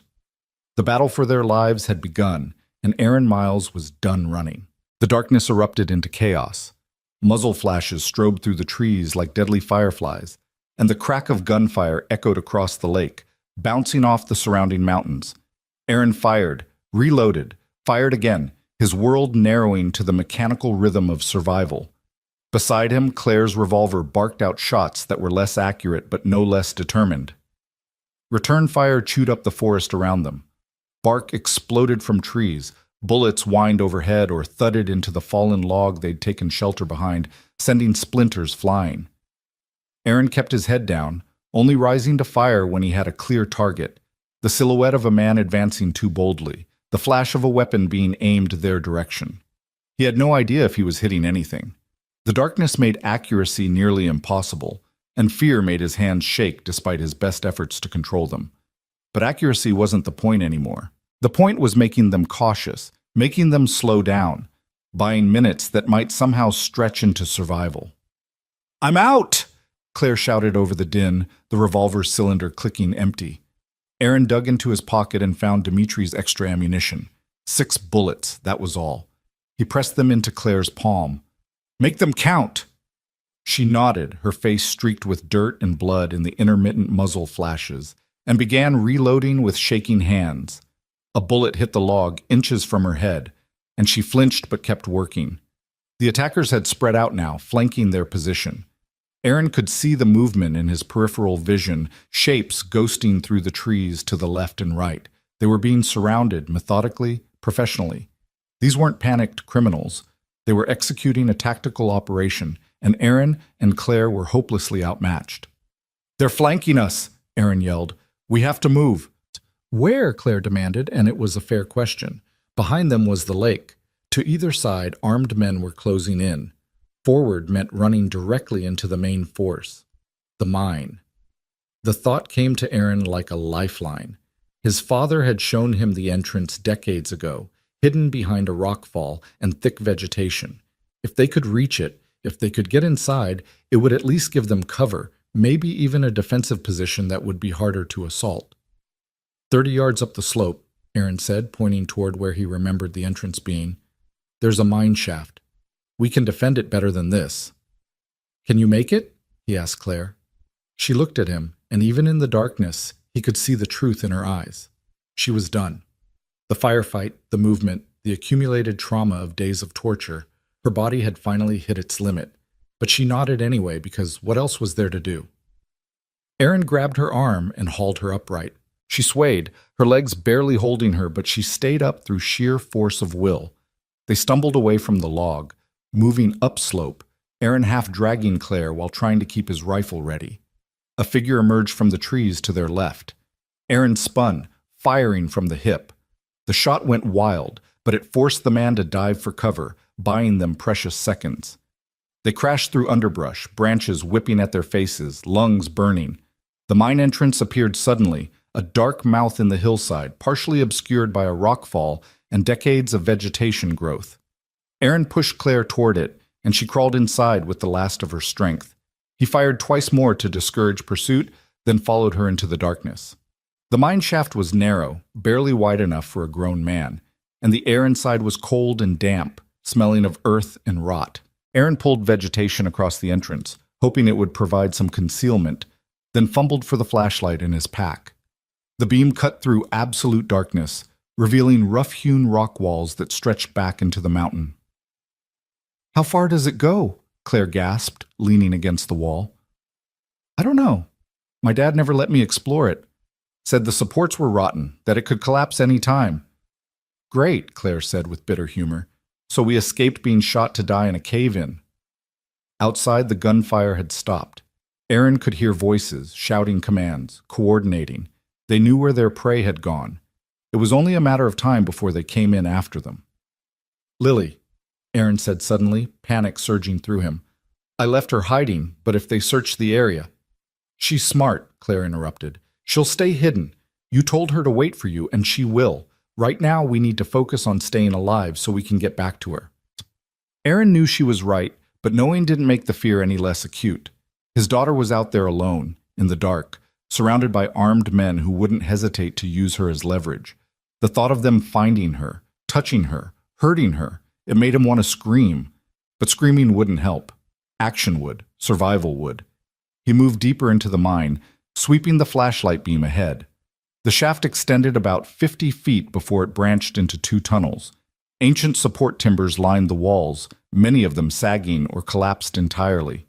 Claire had been right to be worried. This place was a death trap waiting to happen. But it was their death trap now. "Here," Aaron said, positioning himself at the branch point where he'd have clear lines of sight down both tunnels and back toward the entrance. "If they come in, they'll have to come single file. We can hold them here." Claire collapsed beside him, the revolver held loosely in her lap.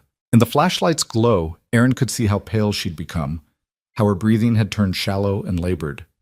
She was fading, and there was nothing he could do about it. "Aaron," she said quietly, "if they get past you, if it comes down to it, don't let them take me alive. Please. After what they did before, I can't—" Her voice broke. "I can't go through that again." "It won't come to that," Aaron said, but the words felt hollow. "Promise me," Claire insisted, gripping his arm with surprising strength. "I'm probably dying anyway from internal bleeding or infection, but I get to choose how, and I choose quick and on my terms. Promise me you'll make it quick." Aaron looked at this woman he'd known for less than a day, this stranger who'd become an unlikely companion in hell, and he saw the same determination he'd seen in Sarah's eyes when she'd asked him to let her go, to stop the treatments that were only prolonging her suffering. He'd failed Sarah, had kept hoping for a miracle until the very end, had let her suffer longer than she needed to because he couldn't let go. He wouldn't make that mistake again.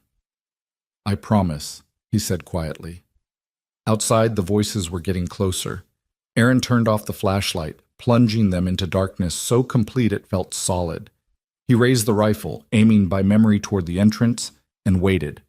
The first flashlight beam cut through the darkness, sweeping the interior of the mine. Aaron held his breath, his finger tense on the trigger. A shape appeared at the entrance, a man, moving cautiously, his weapon up and ready. Aaron fired.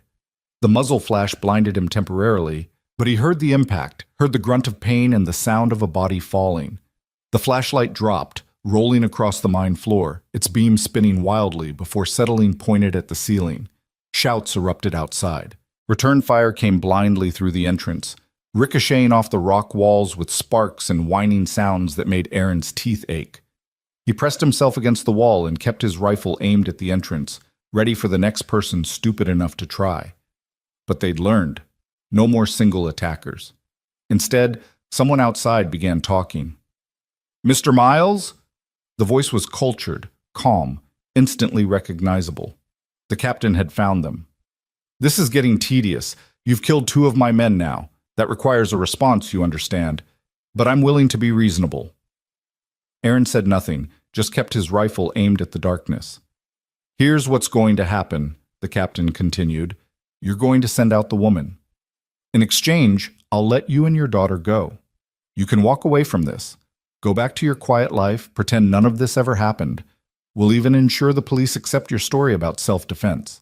You'll be a hero, the man who saved a kidnapping victim from criminals. Everyone wins. Except Claire, Aaron called back. Except Claire, the captain agreed. But she's dead anyway, Mr. Miles. Even if you somehow escape tonight, she's a loose end that will be tied up eventually. Why let her cost you and your daughter your lives? She's nothing to you, a stranger you found in a trunk. Is she really worth dying for? The question hung in the air like poison gas. Aaron felt Claire tense beside him, waiting to hear how he'd answer. And the terrible truth was that the captain had a point.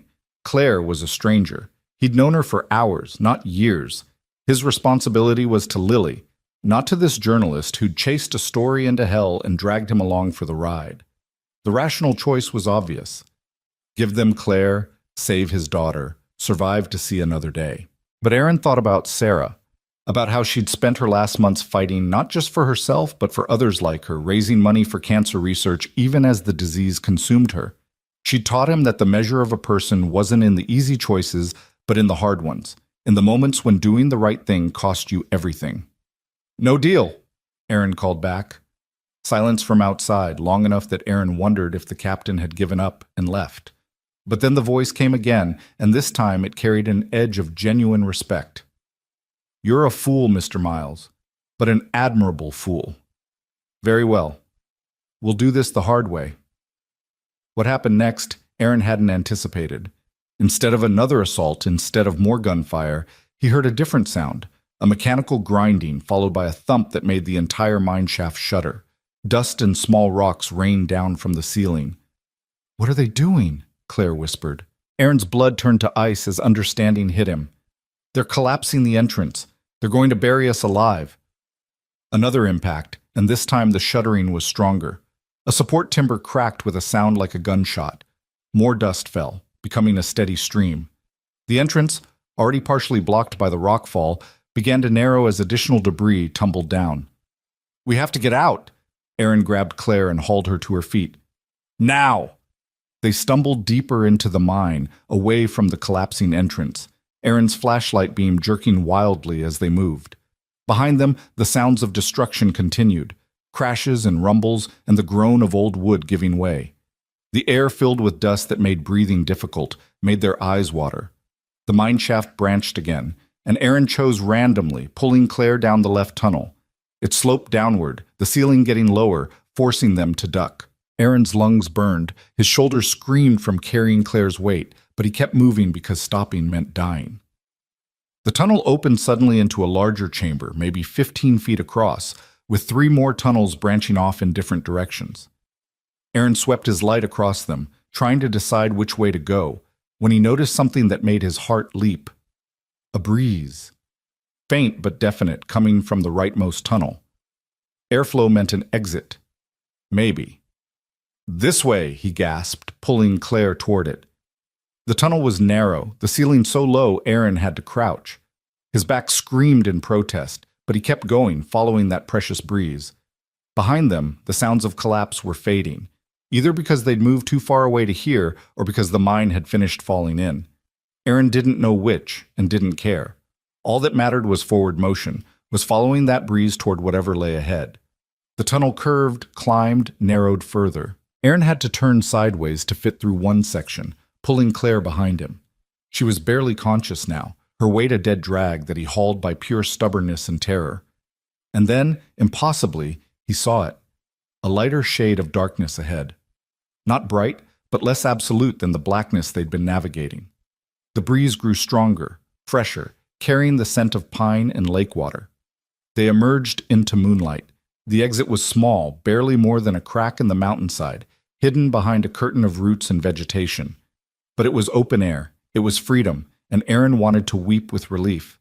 He dragged Claire through and collapsed on the other side, both of them gasping for air, covered in dust and blood and rock debris.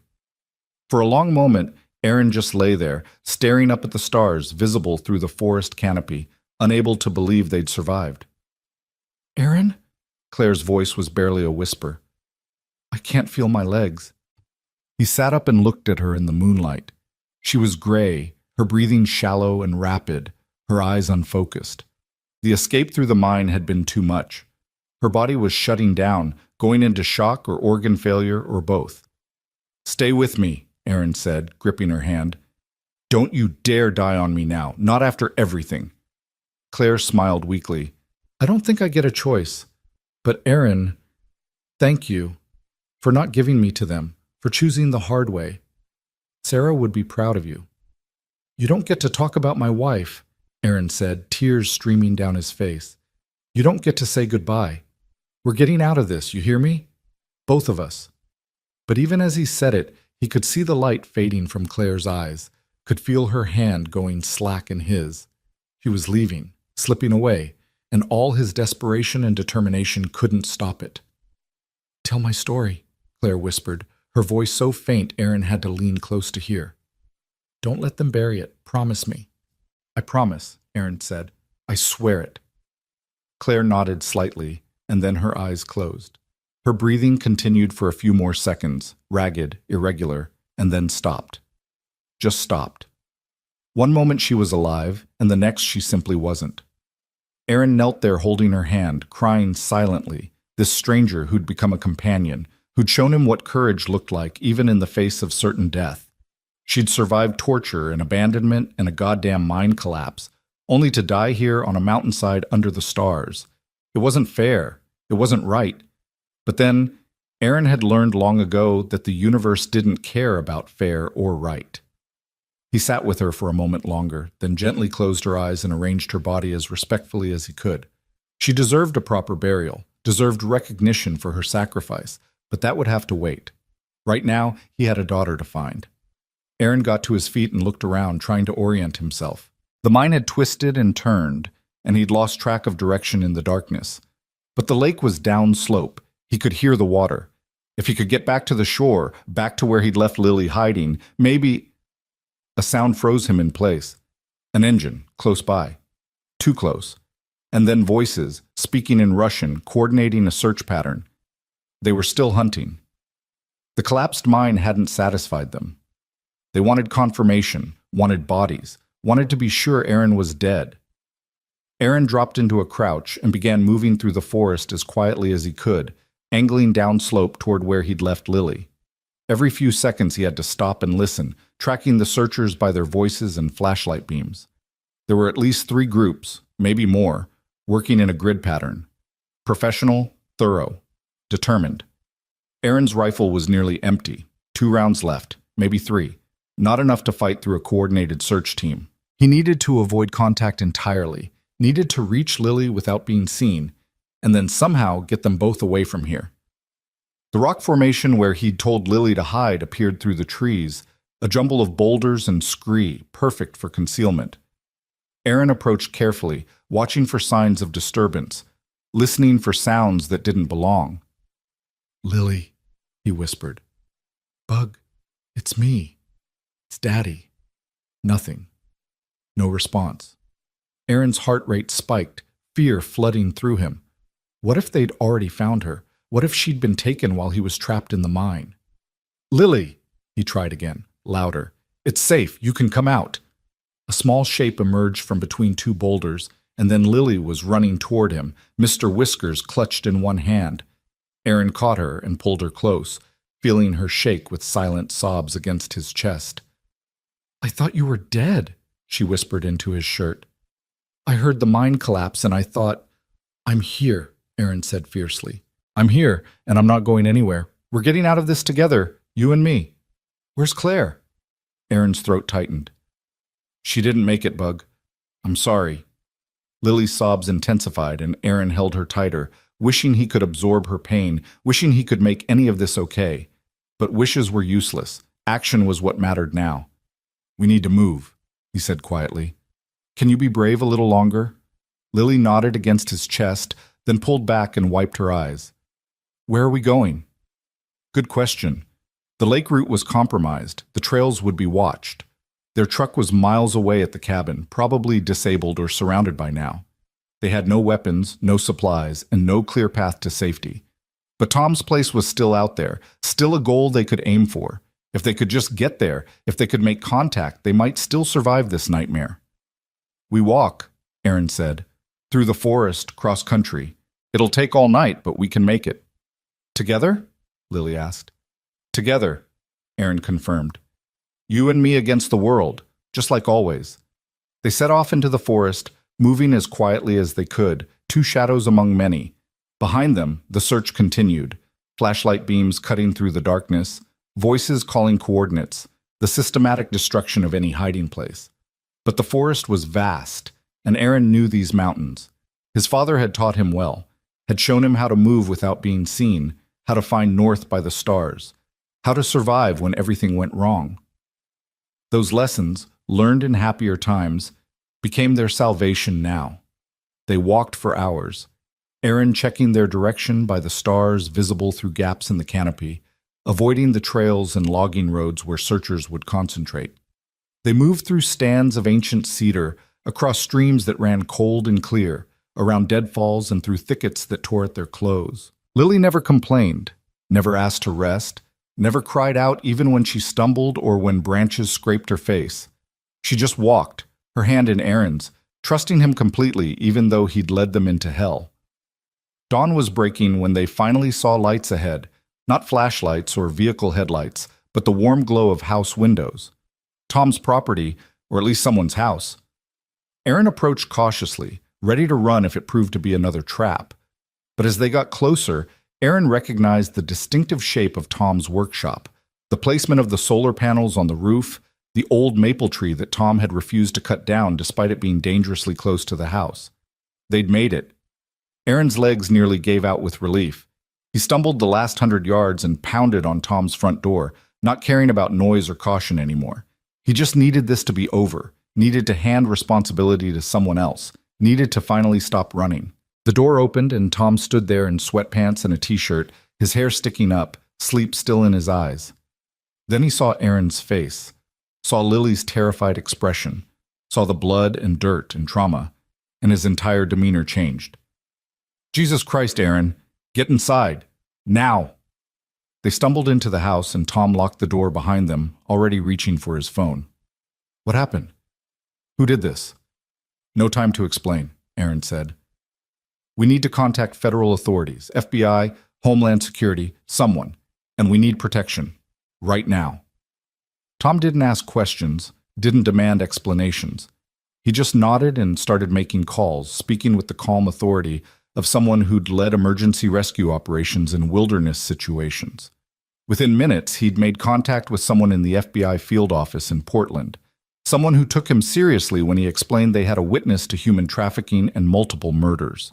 Within an hour, a helicopter was landing on Tom's property. Federal agents emerged, professional and armed, creating a perimeter. They took Aaron's statement, listened to Lily's stammering account, and promised protection while they investigated. Within a day, the story started breaking. The cabin, the bodies, the evidence of a massive criminal operation. Claire's notes, which she'd apparently uploaded to a secure server before her capture, provided the roadmap agents needed to start unraveling the network. Arrests began. Assets were seized. The careful structure that had operated for years began to collapse. The captain vanished, slipping away before agents could reach him. Aaron knew he was still out there somewhere, a loose end that might never be tied up. The knowledge kept him awake at night, kept him checking locks and looking over his shoulder. But there were victories too. 23 trafficking victims were rescued from locations identified in Claire's research. 3 corrupt law enforcement officers were arrested. 7 businesses used as fronts were shut down. It wasn't enough. The network was too large, too distributed for all of it to fall at once. But it was something. It was justice starting to happen. The media descended on Pinehaven. Aaron became a reluctant hero, the single father who'd stood against evil. He hated it, hated the attention, hated having cameras shoved in his face and reporters asking how it felt to kill someone. But he endured it because Claire had asked him to tell her story, and this was how that story got told. 6 weeks after that terrible Sunday, Aaron and Lily stood under a Douglas fir tree in a cemetery outside Portland. Claire's grave was simple, just a headstone with her name, dates, and a quote she'd apparently wanted. She spoke truth when silence was safer. Lily placed Mr. Whiskers on the grave, a sacrifice Aaron understood without her having to explain. The stuffed rabbit had been her comfort for years, but now it would stay here, keeping watch over a woman who'd saved both their lives by refusing to give up. "Do you think she knew?" Lily asked. "That she was going to die?" "I think she knew there was a chance," Aaron said carefully. "But she kept fighting anyway. That's what makes someone brave, not the absence of fear, but the choice to do what's right despite it." They stood in silence for a while, and Aaron thought about everything that had changed. His job at the mill was gone. Too many connections to what had happened, too much scrutiny. His house in Pine Haven felt wrong now, contaminated by association with violence. They'd need to start over somewhere, build new lives. But they were alive to do that building, and Aaron had learned something in those desperate hours running through the forest. That he was stronger than he'd thought, that courage wasn't something you were born with, but something you chose in the moments that mattered most. "Dad," Lily said, "can we go now?" Aaron nodded and took her hand, and they walked back toward Tom's truck where he waited respectfully in the distance. The sun was breaking through the clouds, painting everything in shades of gold, and Aaron felt something he hadn't felt in years. Not happiness exactly, but hope. The fragile, tentative belief that maybe, despite everything, they were going to be okay. Behind them, Mr. Whiskers sat on Claire's grave, keeping eternal vigil. And as they drove away from the cemetery, Aaron whispered a promise to the woman who'd taught him what sacrifice meant. He would tell her story. He would make sure the world knew what she'd done, what she'd died trying to expose. Her investigation notes were being published, her name becoming synonymous with courage and determination. And every time someone read about the network she'd helped dismantle, every time a victim was identified and rescued, Claire Bennett would live on. The light broke through the trees as they drove, and Aaron reached over to squeeze Lily's hand. They had survived the darkness. And in surviving, they'd found something precious, the understanding that even ordinary people, faced with extraordinary circumstances, could choose to stand and fight. That was the real victory. Not that they'd won, because the scars of what they'd endured would never fully heal, but that they'd tried. That when the moment came to choose between self-preservation and doing what was right, they'd chosen right. Sarah would have been proud. Aaron was finally starting to believe that himself.